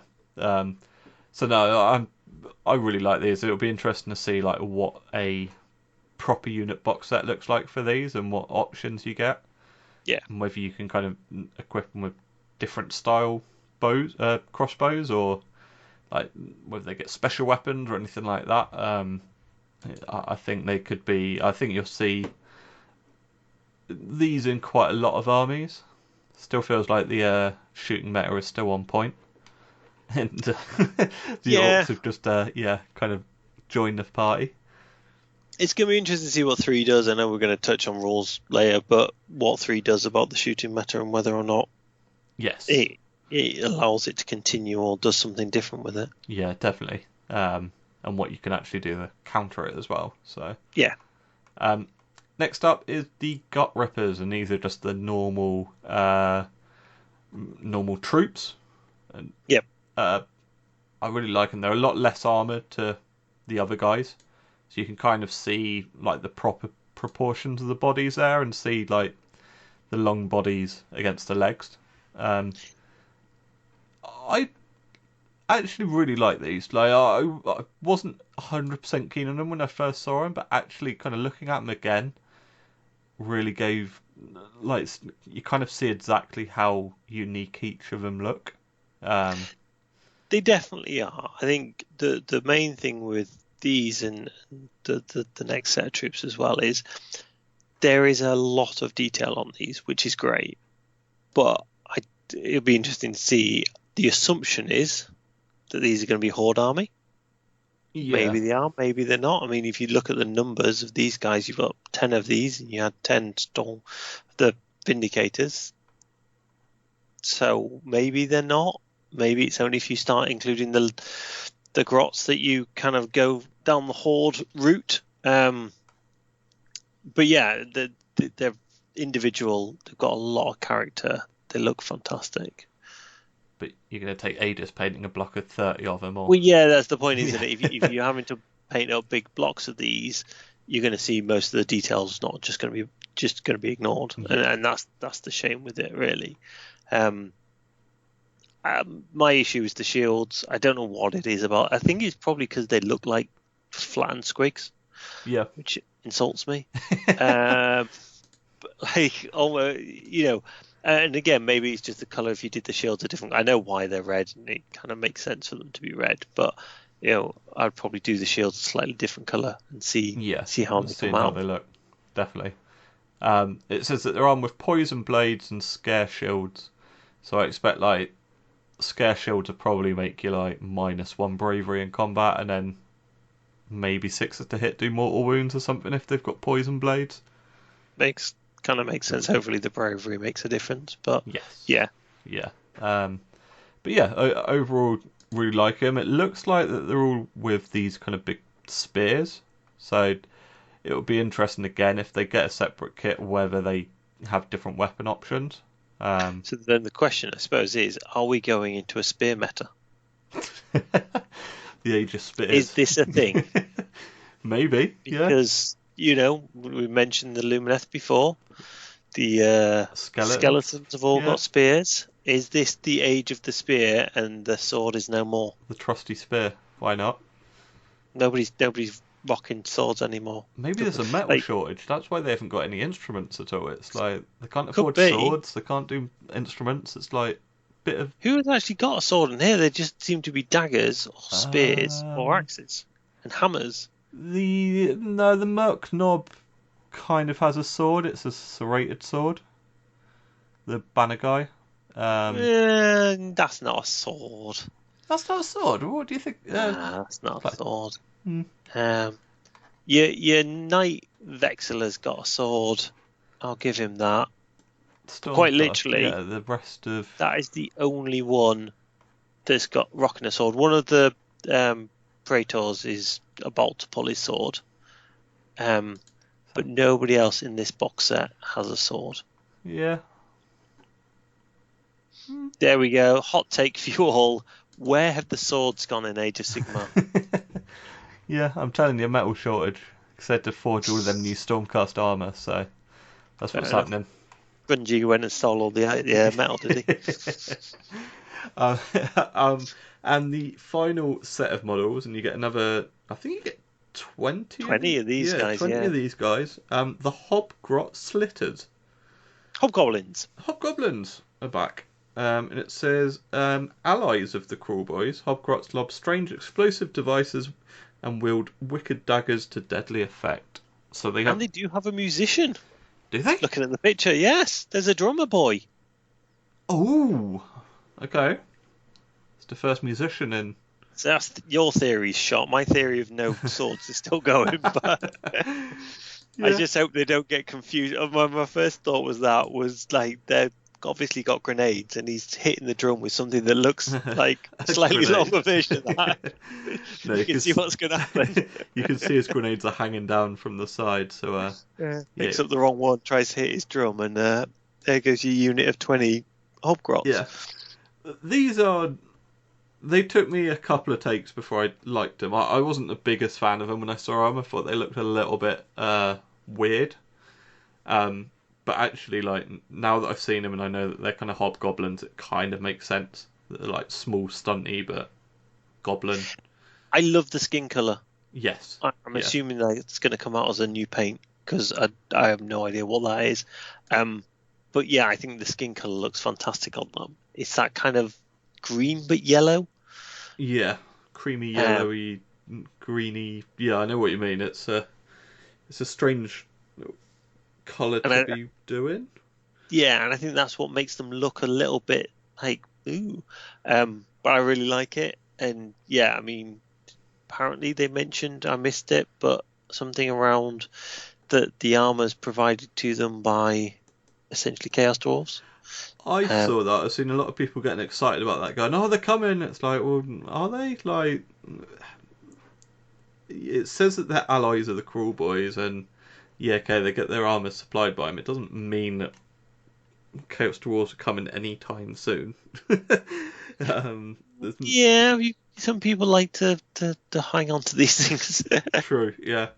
Yeah, there's been lots of different things in AOS where they've mentioned something and then nothing's kind of become a part of it yet. So we will see what happens. I mean, the fact that all the Chaos Dwarfs did get discontinued on Forge World, kind of. To be fair, all of the AOS stuff's being discontinued on Forge World, so that's not really a surprise to me. But yeah, the fact that these are the first kind of drop of a hint towards that. Yeah. Plastic Chaos Dwarf list down the line could happen. I mean, you saw it in the. When did you get a Chaos Dwarf? It was in the Galutos. You know, the big chariot for Slanesh. That had a little Chaos Dwarf included. Yes. He was like a chef, I think it was, or one of the servants. So they're definitely still around. It's not exactly like they're kind of hiding at all. No, and it'd be interesting because this is clearly the age of, Age of Sigmar 1 was chaos. Age of Sigmar 2 was death. Age of Sigmar 3 is clearly destruction. Yes, yeah. Chaos Dwarves don't quite fit that. So I would be very shocked if they somehow made Chaos Dwarves destruction. I'm not sure how they would do that, but it kind of maybe much later down the line, but I'm not expecting them anytime soon. No. But no, they're definitely characterful. The fact that they've got little grenades as well was actually quite a cool thing. Like we've kind of talked about how they're going back to a grimdark style feel, and then you've got something like, here's some grenades in a fantasy game. You're like, oh, okay, cool. And I really like these. Like, I think they're going to be annoyances in a game. They are, and the grenades, the armor is quite an interesting thing. Like in real is like where, because the orcs aren't going to be giving them the grenades. Like the Crawl Boys are not going to be giving them grenades to go around with. So somebody's definitely kind of feeding them. So it does kind of suggest that it's coming. At least in the story, maybe not the models. Because I think that's definitely something that is interesting to see why they're like arming this force to go fight with Crawl Boys. Yeah. completely different guys. Um, so yeah, we'll have to see. I mean, you never know. New edition, it always brings some surprises along the way. So Absolutely. Well, these in themselves is a massive surprise, isn't it? yeah, and that's everything for the box set itself. So overall, I think we can both agree that it's a very, very solid launch box. I think we can call it a launch box rather than a starter set. Yes, yeah, it's definitely not a starter set. Like you say, it's a launch box. It is a solid one. It's it's not gonna you're not gonna start an army just on that, but it's a good place to start as such. I don't know. I think on the Cruel Boys, you could probably start an army quite easily with that. Like you seem to get a lot of troops with it. So Yeah, but again, those grots are going to be units of 40 probably. You're going yeah, to be wanting, big blocks of those. It'll be interesting to see how they don't feel like elite orcs, but actually they might not. They might be mid. I'm not expecting the orcs themselves to need units of 40 of them and massive blocks. yeah. The hobgrots, you would expect them to be in big blocks, similar Hobgrots are going to to. be like just complete 6+ save. Like they might have a kind of decent shooting attack with those grenades, but it will probably be like a 9-inch range or something. 8-inch range grenade that on a one blows them up or something stupid like that. But yeah, I mean they look like they're going to be. Like you see, they've definitely moved away from the comic-y style of orcs and goblins.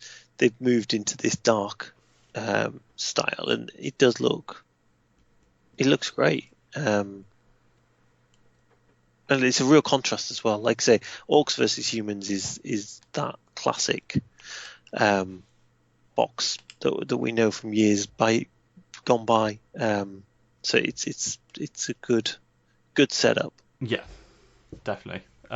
But again, like the Stormcast, that wasn't it. They also previewed a couple of other units that were coming, and they did kind of emphasise that these were only like the first two of many other units that they'll be getting. The first one was the Beast Skewer Killbow, which is a big artillery crossbow. Looks pretty dangerous. Yeah, I mean that's a decent sized spear that it's. I mean, it's a spear chucker, isn't it? But it's a decent sized spear that it's firing out. Yeah.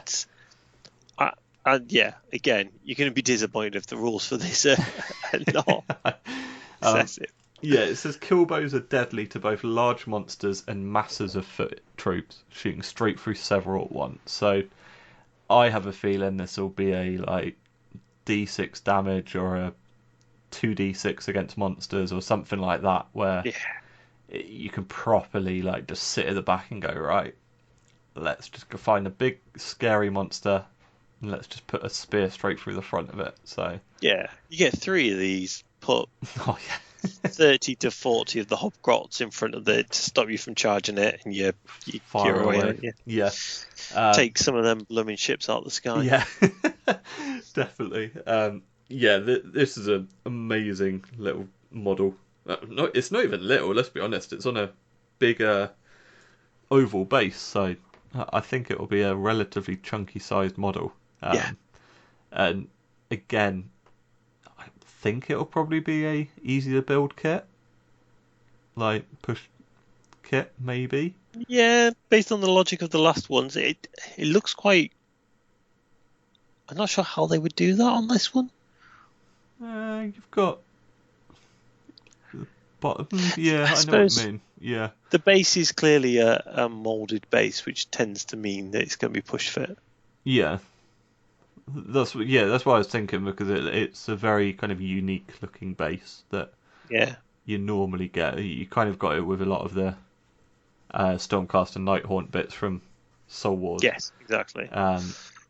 But yeah, I mean, as we kind of already alluded to, there's a lot of kits out there that you don't think should be an easy to build kit, but yet they've managed to do it. So yeah, it'll be interesting to see it. I mean, like you said, I think you'll see at least 2 or 3 of these in a list if they're decent enough and hit like a proper ton of bricks, I think like there'll be a kind of very obvious go-to to keep on the table. But the next bit is, I think you'll see in every list, it's the breaker boss on Maya Brute Troggoth. And this, if we didn't think that Cruel Boys looked very AOS, Lord of the Rings style. Yep, this is it. This is it. That's kind of like, oh yeah. I wonder where they got that idea from, and absolutely awesome. Like, yeah, he looks amazing. Like the model looks huge as well. Yeah, it doesn't look like a standard Troggoth, does it? And whether this means that we are going to get a new set of Troggoth models. Well, yeah, this is what I was kind of when we were talking about Gloomspite and what's going to happen. Like, I don't know if we're going to get another group of Troggoths that kind of fit the same look as this, or you can take like the Troggoths, like the Fellwater and the Rockgut Troggoths that you can take in Gloomspite now is going to get a new War Scroll included in the book, and you can take them as in the Cruel Boys list as well. So you can it kind of gives the Troggoth something a bit better. But another option to kind of go from, because when you think of swamps and things like that, like the Troggoths are the kind of go-to thing anyway. So it kind of makes sense that you can take those Gloomspite Troggoths in this army, because you look at this one, it's in the same kind of colour scheme as what the others looked like as well. Yeah, it's just a bigger version, more AOSified, I suppose. Yeah. Yeah, it will be interesting to see where they go with it, and like you say, it opens the door for more crossover, which would be good because But and then you've got the flip side of it, of course, is the fact that Troggoths are going to be all over the place, aren't they? So why not just say these kind of Troggoths go with them and these kind of Troggoths go with these guys? Yeah, I suppose you can argue that as well. But yeah, again, very detailed model. I love like how Ricochet-esque like the mount is. It looks like just, if you're fighting that, instead of trying to kill the monster, you just want to try and cut one of those ropes, and it's just all going to collapse. Yeah, let everyone fall on top of each other and then let them fight amongst themselves.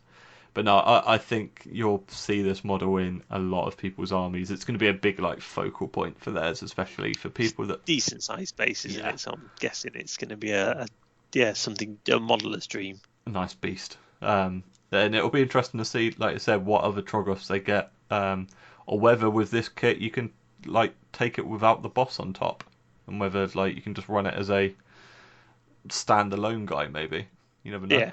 Yeah. But yeah, look, the fact that they kind of show these extra kits to say, yeah, these are coming as well. It's like, oh, okay, yeah, I'll take them. But it does actually say, keep an eye out for more news on both the Stormcast and Cruel Boys. Both armies are ready to be used on their own, straight out of Dominion, or mixed into your existing collections. But these models are just the tip of the iceberg. So yeah, we're going to be seeing a lot more coming for both factions, I think, which is always a good thing. Absolutely, as expected, really, isn't it? Definitely. So what we'll do there, we'll take a quick break, and then we'll be back to talk all about the rule changes.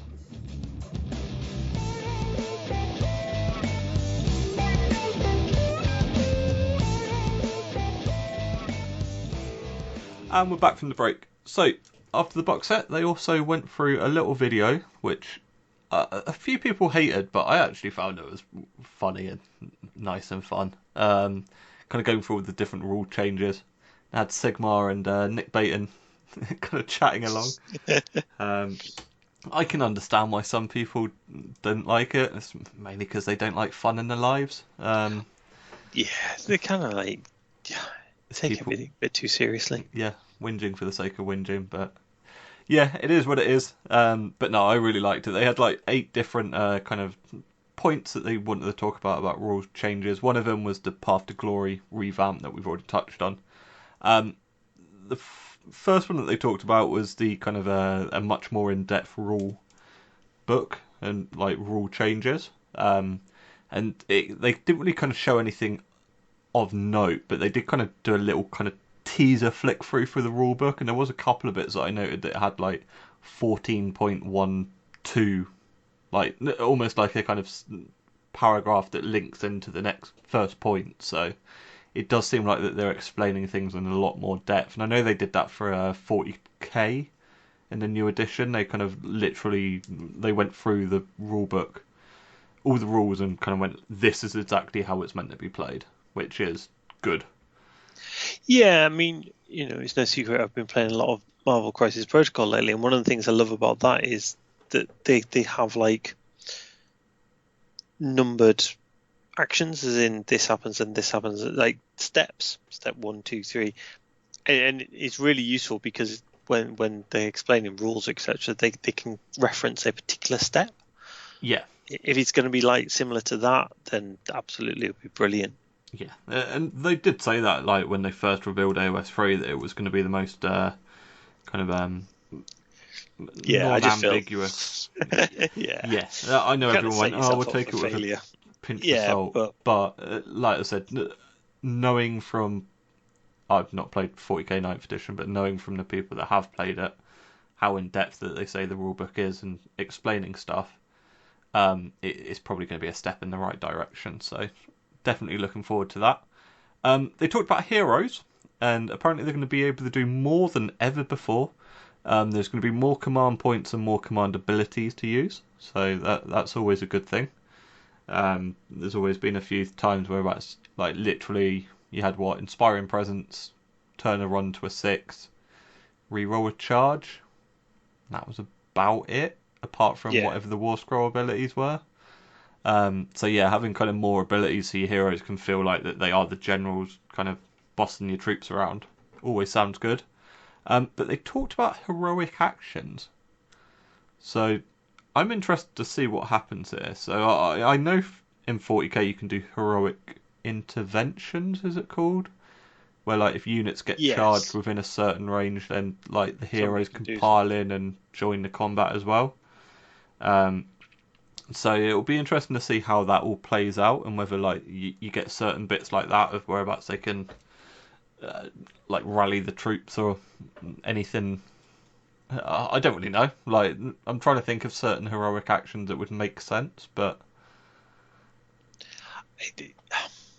yeah, there's plenty of things they could do, but I'm sure they'll have an interesting way to pull it out.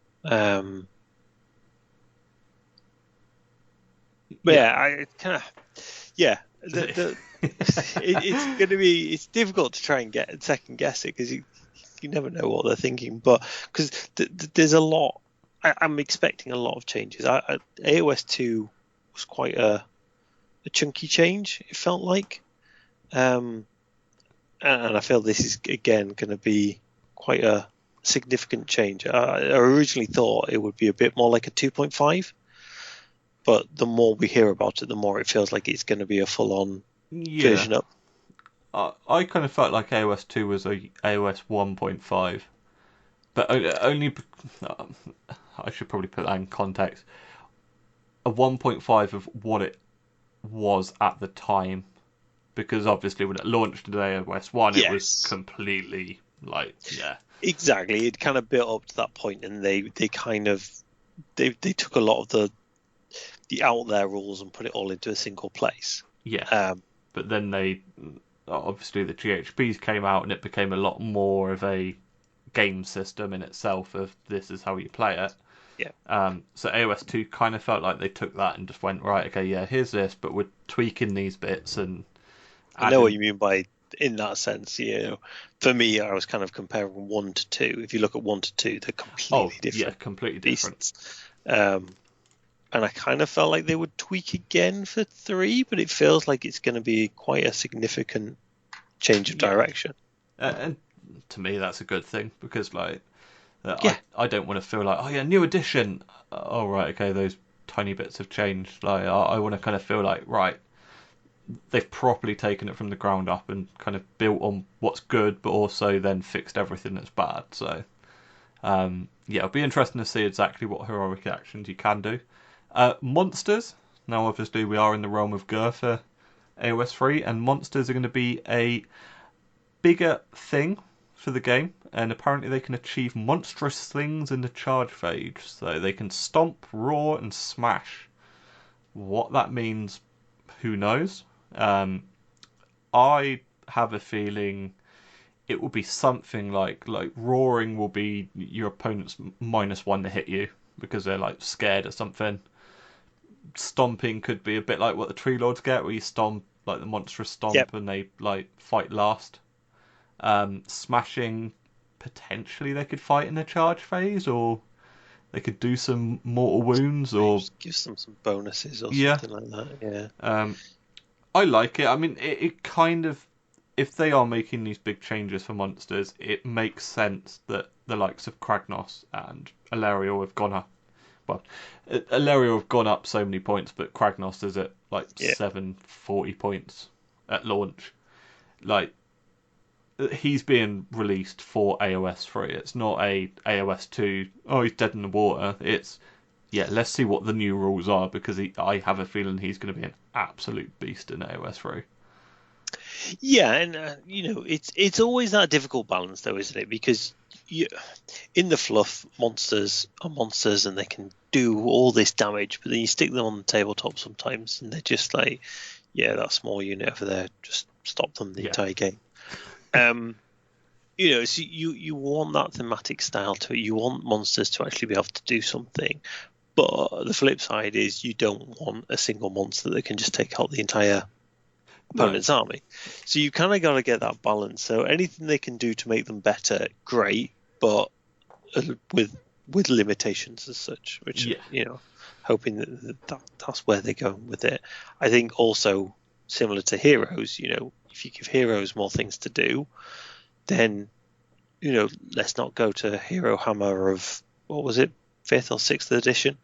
Where you could fantasy, just tool up all your heroes and then not really care about anything else. Yeah, the troops didn't make any difference, and I can't see them going down that route because, purely from a business perspective, it doesn't make any sense. To be fair, I don't think they could do it. Like, the thing that made the Hero Hammer such a big thing was all of the special things that you could buy for those heroes to then get tooled up to go and fight it. And like AOS, you don't have all of the equipment and bits that you can buy. It's literally, this is your character. Like exactly. There's only so many things that you can do with actions that can suddenly make them like a bit more fighty or a bit more powerful. Yeah, and it doesn't make sense. Like I say, from a business perspective, it wouldn't make any sense to do that anyway, because you want people buying plenty of models, which is great, and nobody wants to rock up and just see like your opponent's got a load of models they don't care about and these 3 heroes that are just going to walk through an army, unless they've paid 700-800 points for it, in which case, yeah, fine. Yeah, so it will be interesting to see what he is. Again, like when I was chatting to Andy Curry in the future episode that's coming out, we kind of chatted about monsters a little bit, and we were saying like we wonder whether actually when the new GHB comes out with all the points, that actually because of these rule changes, a lot of the monsters go up significantly. And like the fact that Ilario and Kragnos have gone up like to those point levels, that maybe actually monsters become they are strong, but they're going to cost you like a quarter of your army. And it kind of makes you think, well, yeah, do I want to actually spend that many points on that, or do I actually need it? Or And again, it's that careful balance, because you don't want them to be super powerful but priced out to the point, like I say, where you've got this 700-800 point model that I can just stick a 200 point unit in front of and tie up for 3 turns, at which point it just can't do anything. So you've got to be able to balance it right. You don't want your big centerpiece just getting tied up somewhere random. Definitely. Maybe the roaring ability is something like, if you're facing like troops, then they've got to retreat 2d6 inches or something if they're within 3, and then it frees him up to then go and fight what he wants, or something like that. I mean, I'm interested to see exactly kind of how the different abilities work, and whether it becomes almost a tactical game of, do I need to stay in combat with it, or do I need to screen it off, or like what is it that needs to happen to control these monsters, and I'm sure there'll be kind of abilities to fit each scenario. So if you're not in combat, or if you are, then these can happen. So yeah, no, I'm looking forward to it. I'm always a fan of having lots of monsters on the table anyway. So even better for me. Yeah, I know. I was thinking the other day, like I was going to get rid of my Seraphon, which is mainly a monster mash with a couple of skinks. And now I'm thinking maybe I just hold on to it just until we see what happens here. I think anyone trying to sell armies at the minute probably hold on to them if you're kind of having second thoughts, because I'm sure that new rule changes might make them. It's going to open up a lot of armies, make them viable, and change a lot of views on things, isn't it? Yeah. Yeah. So the next bit was going second is now the new first. This we kind of talked about a little bit in the previous episode, whereabouts you get more command points for going second. So they were kind of talking about like the tactical plays of like sometimes you might want to go second because you need command points to do X, Y, Z. There have been rumours like objectives get removed if you go second on certain turns, and like they've not talked about that at the minute, but obviously we are still a few weeks away, so I don't really want to talk too much about rumours because again they're rumours. No one really knows until we see the rules. But no, I mean more command points is always a good thing. It seems to be a kind of big talking point throughout all of it is that command points are a lot more usable. So I have a feeling that it will be a bit like 40k where you get a set amount to use throughout the whole game, but it's a lot more than just the one or two that you could use in current AOS games a turn. So it'll be interesting to see exactly how they do change. Now the next bit is the thing that I'm really looking forward to, and it says no more watching from the sidelines. And they're talking about reactive command abilities in every phase of the game. So you can interrupt your opponent and frustrate their plans. It's huge. I love this. There's so many games whereabouts you can sit and you're literally just watching your opponent play out their game or play out their turn without really doing much. You might roll a few like defensive dice, or you might have to roll a combat that's already kind of lost. There's certain phases like where you just kind of like the movement phase. You just kind of like how many times you've been in tournaments where you're like, all right, I'm just going to go get a drink while you do your movement. And I'll come back, and then you come back and it's like, yeah, right. Someone in the Scottish chat said that. They went, oh, so I can't do my normal toilet break during the opponent's movement phase. And yes, like the combat phase has always felt relatively interactive. Yeah. The charge phase, less so, because there's not really much you can do in the charge phase other than potentially take your models off as they do impact hits and things like that. But yeah, being able to do stuff in those phases will make it a lot more interactive. And hopefully it's going to make those decisions, because again, I wouldn't say there's no risk in making some of those decisions in the movement phase. Obviously, you're building yourself up to a particular thing, but you're measuring it all out and making sure if you go there, you can do this, right? That's fine.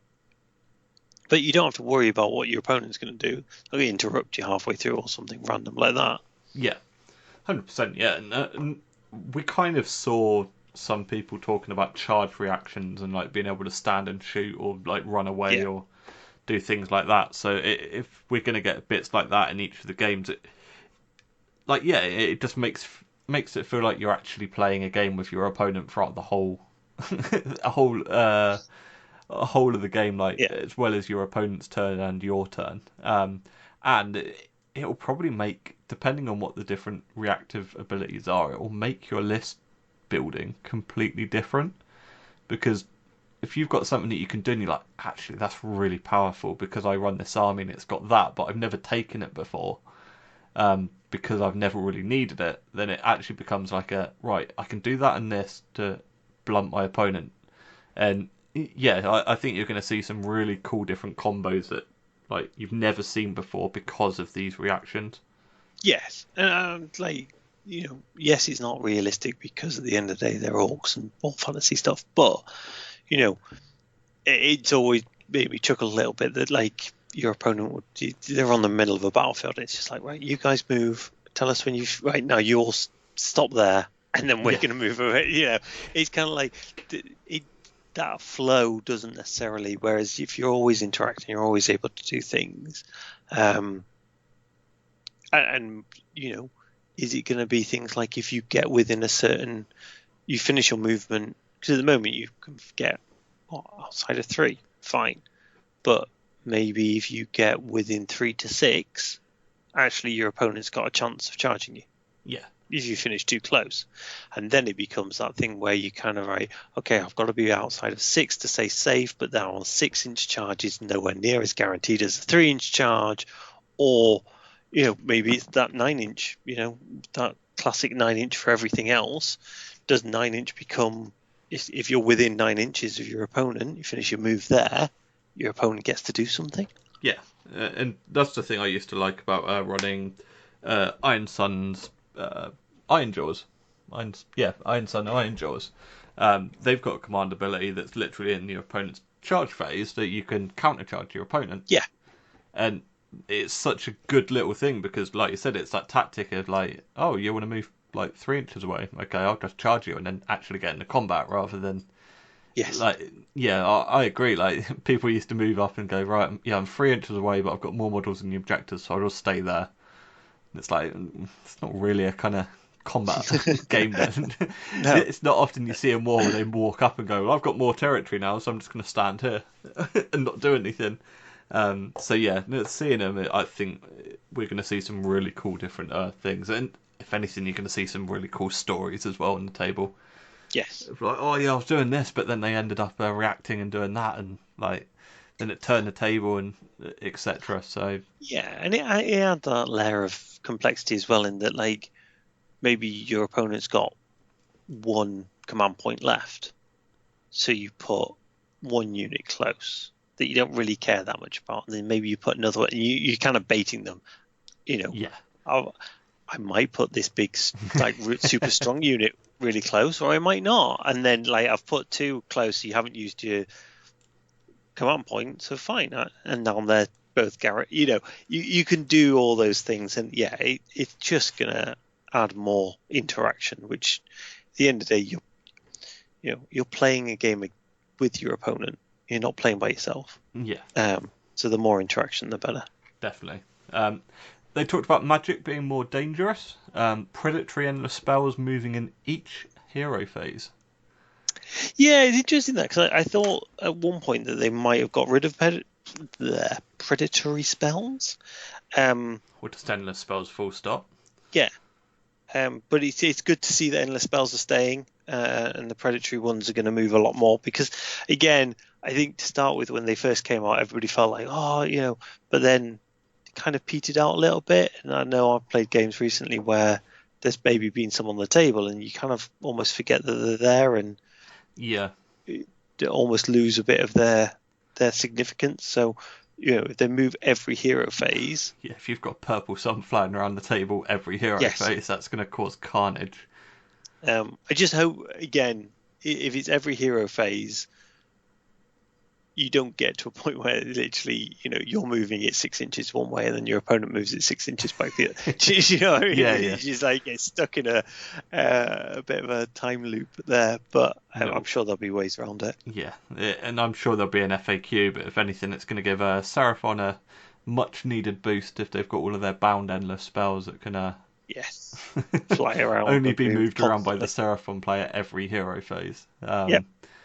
But yeah, like I said, I'm sure there'll be an FAQ that kind of fixes something along those lines. Maybe makes it whereabouts if it's bound, you can only move it in your hero phase or something like that. But no, that is good, because yeah, I was a little bit worried that endless spells were kind of going to go the way of the Dodo, because obviously Soulblight didn't get any, and it was just like, oh, okay, well, if this is now in the realm of beasts and Gura, does that mean that, like, obviously all of the kind of endless spell kind of story and all of the Soul Wars and Necroquake, etc., is now gone?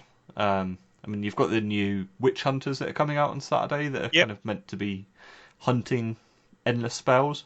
So yeah, it is. I'm glad that they are sticking around. But yeah, be interesting to see how that does and whether that actually means that you see more of them showing up because they are being moved around every turn. And whether people actually build that into the list, thinking about like, well, actually, it gives me that extra output in a hero phase to Yeah. push it around.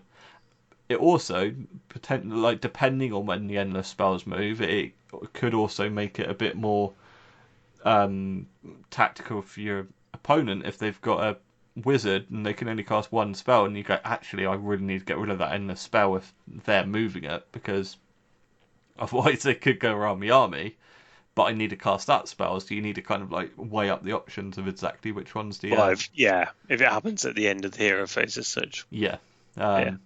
So we'll see. Like I said, they're kind of said that they're going to be kind of previewing some rule changes over the coming weeks. So I'm sure we'll see some more details in the not too distant future. And the final one, which is something that we've kind of chatted about a little bit again last episode when we were together, was build an army in different ways, and you can use different core battalions. They're simple, flexible, and you get some new abilities depending on which one you use. So this sounds like that normal battalions are going to be going Yeah. if there's multiple core battalions. That was the thing people couldn't work out whether it was literally one core battalion, so it helps other. You've gone super quiet. Oh, can you hear me? Hello? Hello, can you hear me? Yeah, I can hear you. Can you hear me? No, not very well. Oh, What have I done? have you turned down your microphone at all? There, you're back. You're back. Oh, okay. 28. Yeah, you just went super quiet for a bit. Oh, okay. What were you saying? We'll just do all of that again. We'll start on that bit again. And finally, it's something that we kind of talked about, kind of our last episode that we were together, and it's build your army in different ways, using different core battalions. They're simple, flexible, and you get some new abilities depending on which one you use. So this is, I think, a kind of confirmation that battalions from Battle Tomes are going to be going. The fact that they're kind of releasing more core battalions. Yeah. Do you think it's the end to Battle Line if? Because you won't need that anymore, will you? Yeah, I don't think so. So this is something that I think we talked about it in the previous episode about like kind of unit roles and things like that and how these work. Because obviously in 40k it's like you've got elites, heavy supports, heroes, troops, fast attack and things like that. Whereas AOS you've only got leader, behemoth, battle line, artillery. Artillery's in the and then the rest of the units they don't have any kind of role. So I don't know how it's going to work. I don't know whether you can take these core battalions and you have to take X, Y, or Z, or whether every unit in the GHB is going to get a specific kind of battle role. and then that's my whole thought on the getting rid of Battle Line if was around, there's so many, take this character and or take this affiliate faction and all of a sudden you can have, I don't know, 5 zombie dragons running around. Yeah. You probably don't need that if you go down this route because you just go with a battalion that gives you 5 behemoths to run around. Yes. Yeah. You kind of go down that route. Monster's a keyword, isn't it? So maybe monster becomes one. Yeah, monster is a keyword. There's still a lot of troops in there that are kind of a very grey area that don't have the troops, isn't it? That you kind of they'll need to do something there. But yeah, I mean, we honestly don't know how it will work. So, like we said, it could be that it could be something as straightforward as literally you can take a battalion that has a hero and battle line, and then that's it. And then it kind of keeps those battle line ifs because they still kind of can be used as a battalion like that. You could get one where it's all just behemoths. I suppose you don't have to build everything into a specific battalion, I suppose. I suppose certain battle tomes you literally only have a couple of units in the battalion, and that's it. You don't Yeah. have your whole army. So no, it will be interesting. I'm really looking forward to seeing this because I think it kind of it's still not a level playing field, but it gets rid of those Iron Sky attack squadrons and change hosts and everything in between that's just too strong. Yes.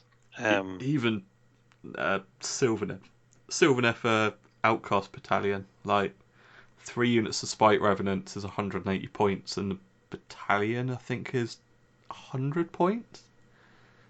I think it is. So it's like 280 points for an extra command point and an artifact and 3 battle line units, and that's it. Like things like that. It's just I mean, the rules itself are like not the greatest, but But it depends what you're trying to get out. But if you want to get that battalion, it lowers your drops. You say it kind of. There's so much that a battalion gives that I think getting rid of them is probably the right answer for the competitive play. Yeah, or not getting rid of them, but actually making it so everyone's got the same, like these core battalions. So everyone's like, yeah, you can take battalions, but these are the ones that you can use, and everyone gets the same ability. So just crack on. Like you're not going to be teleporting all the way around the table like Change Host. It's literally, I don't know, new ability of. It will be interesting because essentially some armies do rely on their battalions. Yeah. So what their options are, but again, it's whether people like it or not, you're going to have to accept that when 3 comes out, there are going to be some winners and losers, and if your book isn't a version 3 book, it's going to take some time to catch up. But unless you're brand new to the hobby, this shouldn't be a surprise to anyone. It's been like this since day dot. And it's a successful way of doing it. It works. It's been out there for a long time now. That's why we all play the game. You just got to accept that they're not going to get a perfectly balanced game, especially not day one of version 3. No. But that's the excitement. Like finding the pros and cons of it all is part of the excitement. Playing it through, understanding what does and doesn't work. Understanding like you're not going to be able to play the game the same way you played 2. No, not at all. Different rules. You just got to accept it. You can use the same models, maybe not in exactly the same combination, but again, it'd be pretty boring if 3 came out and they're slightly different rules, but everybody's still running exactly the same armies as before. You just look at it like, oh, great. Nothing's changed. Yeah. But no, it's like basically a brand new rule set, new way of building your armies, like brand new abilities to do in every single thing. So it is a kind of brand new game that everyone's going to have to get used to. And outside of the rules video, brand new table size.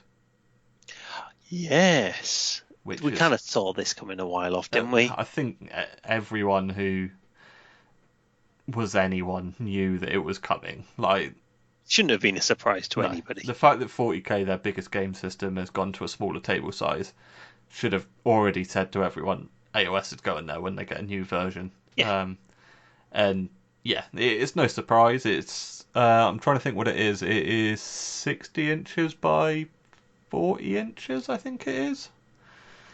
40 or 42? I thought like the changes 40. Going the other way were really small. Yeah, I think it's only like 4 inches short. So yeah, 42 or 44. Yeah. I'm trying to see 40k table size. Let's have a look. It is Strike Force, isn't it? 44 by 60. There you go. Yeah, 44. So yeah, you're going to be losing 4 inches. 4 inches widthway, which is nothing. But you're losing 12 inches lengthways. So that's going to be quite a big difference. Like you're looking at what? A foot. Yeah, it's a whole entire foot. Yeah, it's the 6 inches either side. Yeah, it's not going to make that much difference, is it really? I think you'll be surprised. I think you will be surprised, like the distance, like a foot of table is pretty big. Like if you think of like you're losing what 1/6 of a table size. Is that right? No. Yeah, yeah, because it's 6 foot. It used to be 6 foot, so you lose a foot, you're losing a sixth of the Yeah. width. Yeah, again, kind of. I don't think it's going to make that much impact in the fact that you don't often get that far out. I think the armies that can if the rules still apply, armies that can ambush are going to benefit. Those ones that start 9 inches, or no, 6 inches on a side. Maybe Beastmen. Maybe it's time for the Beastmen. It's never time for the basement. But yeah, I think they'll benefit. For me, the main one is the 48 to 44, because you're just going to be closer to each other. Yeah.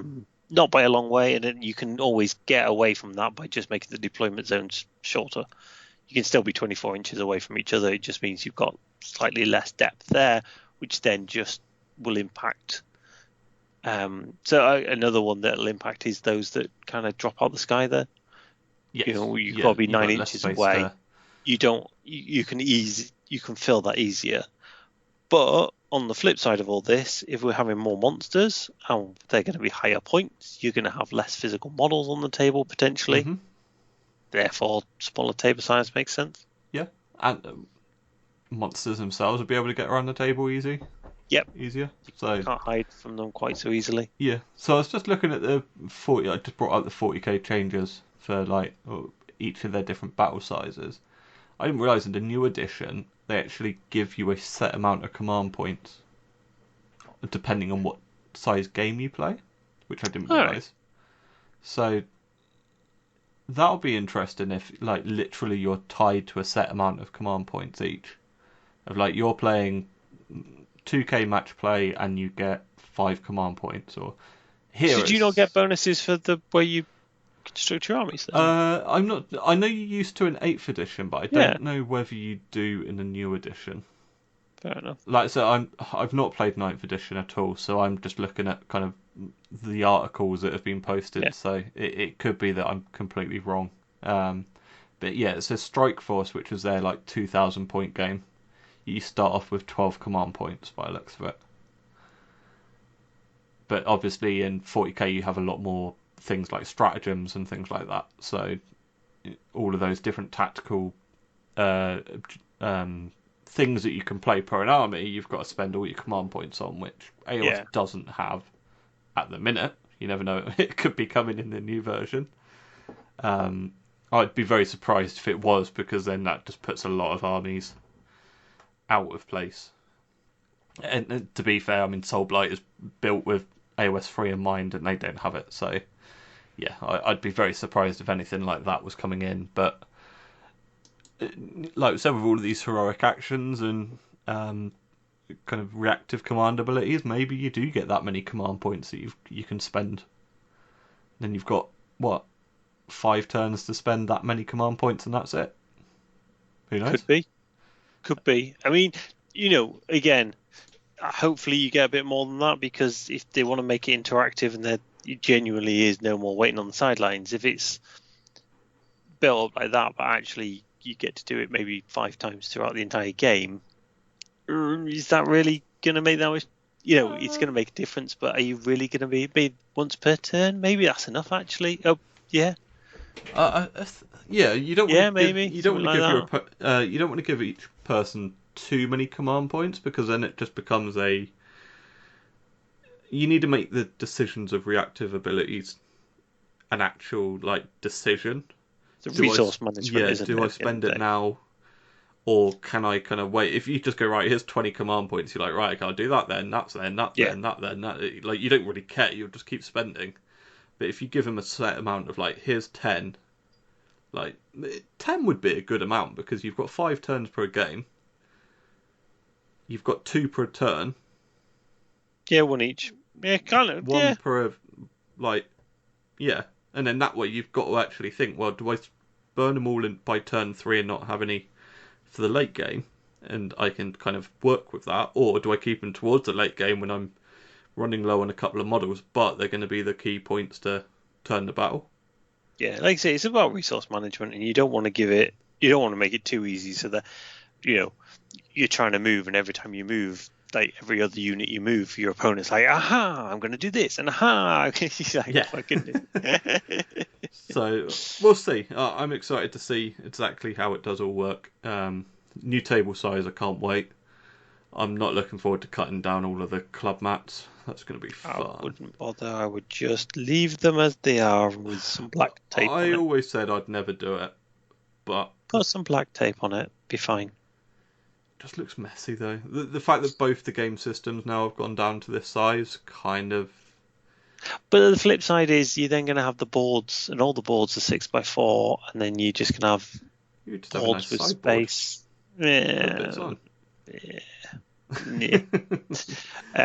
We'll see. You never know. They might.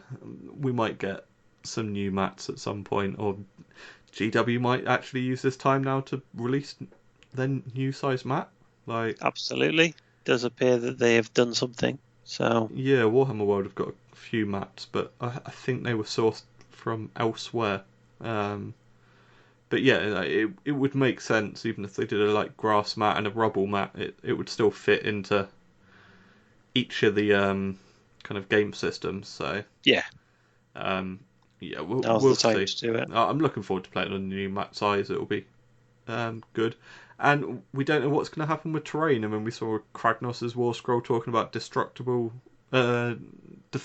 terrain, which is at the minute a 40k term. So you never know. Yeah. That terrain itself might become a much more kind of unique thing on the tabletop as well. So it's exciting times ahead. It's a brand new edition. It's almost like absolutely a new and edition. It should be exciting times. Yeah. New version to learn. Yeah, I know what I'm trying to say. We've been waffling for too long now, but yeah, it's a new set of rules. It's kind of like we're coming out of lockdown. Here's a new edition. Let's crack on. I do actually have an event on the 12th of June, which is almost like a farewell to AOS 2. So I'm looking forward to that. It's only 3 games down at Battle Bunker, so that will be fun. I don't think you're not doing it, are you? You doing it? I'm not doing it. No, I can't make it. And I kind of wasn't sure what I was going to take, what I would do with it. And yeah, when they said they were going to do 3, I was kind of like, yeah, fine. I'll wait for 3. Yeah. But we do have, because we've got Blood and Glory, not Blood and Glory. We've got Lost and the Damned in Lost and the Damned. That's end it. of July, beginning of August. So I expect it will be an AOS 3 event. If AOS 3 is out by then, I'll be disappointed if it's not out by then. And I'll be disappointed and I'll be shocked, to be honest, if Scott decided to run it as AOS 2. Yeah. So yeah, 3, and that's kind of my aim, is that I'm kind of on pause playing games until 3 comes out, and then I'm just going to binge it between 3 coming out and that tournament. Yeah, I was going to take my IDNF to Lost and the Damned, because I was like, oh yeah, it's probably one of the best shots I've got, it best painted and whatnot. But actually, now that it's going to be AOS 3, I think I'm going to take that to the June event and then do the new Stormcast. I think. We'll take it. Well, to be honest, you've got an even better chance with it with IDNF because it's 3, because you're going to see a lot of people that have quickly hacked together armies for the event because it is 3. Yeah. I don't know, but it's a new shiny, isn't it? So it is. And the interesting thing as well is you don't know whether or not your IDNF are going to be, not that they'll be invalid, but is it going to be all of a sudden eels are no good? That's my worry. That's my army gone. Yeah, it's not that they become invalid. It's more like points go up, and then suddenly half the army I just can't take. And then it's like, oh, it's just sat in a cabinet and I'm never going to use it. So I was like, you know what? Because I haven't actually decided what I was taking to this June event, and I was kind of ooming and ahhing over 4 or 5 different armies, but part of me is like, you know what, this might be the push to actually see out AOS 2 with this, and then go to Lost and the Damned with a brand new army. Yeah, makes sense. Yeah, so we'll see. I expect I probably will do that, because for the IDNF I've literally got like 4 riders to finish, and then it's done. They've literally just sat on my bench for the last 2 months. Because I'm like, I've got months to do them. Yeah, and then it's nice and easy. I do have Kragnos coming on Monday, or should be Saturday, but I expect it'll be Monday by the time Post delivers it. So I was like, maybe I'll take just Kragnos and push him around the table, but... Have you got the model coming? I thought you already ordered the book. Didn't realise you'd ordered the model as well. I buckled and ordered the model as well. I kind of said to myself, no, I'll just wait, and then I saw it and I was like, I've got to. I got 25% off for pre-order weekend, so I was like, yeah, it kind of makes sense.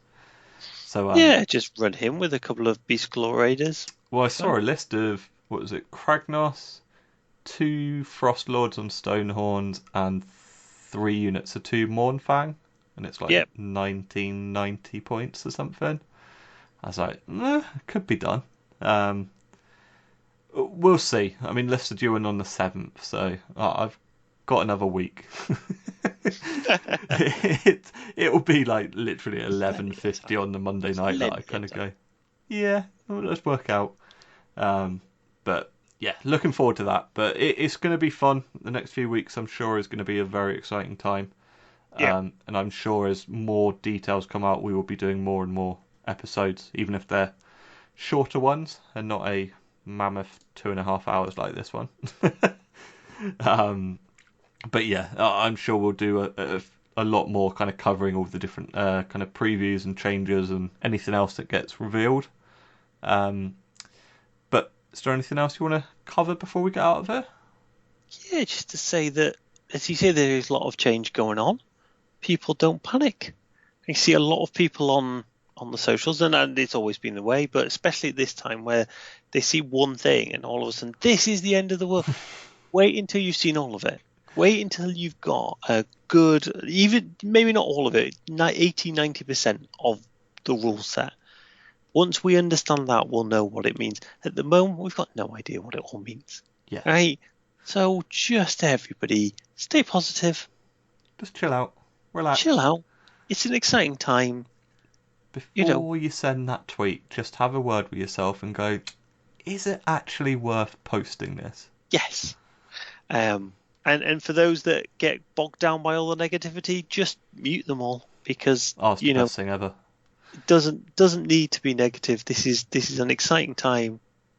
You might not like everything that comes out, but there's no need to be super negative about all of it, because the chances are you're going to play the game anyway. So just pack it in. You're going to whinge non-stop, and yet you still turn up to all the events and play it and buy everything. So stay positive. Look at the good things that they're doing, and trust that they're going to do it right. Just enjoy it.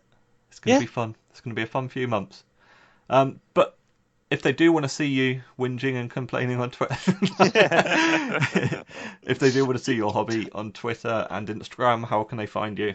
It's at martinswaffield. And I am at Tales of Wargames, and we've obviously got the Tales of Wargames YouTube channel as well, where we're doing painting videos and we're doing a podcast as well, putting them all up there. But like I said, we will be back over the coming weeks. Next episode, I am sitting down with Andy Curry to talk about the Six Nations, and he's the Scottish Six Nations captain, so he's talking about kind of the whole process of picking teams and how they play, and kind of list deciding and everything like that. So it's a really kind of cool little chat, but we will be back chatting all things AOS 3 as it comes. But until next time, take care, and we'll see you soon. Good night.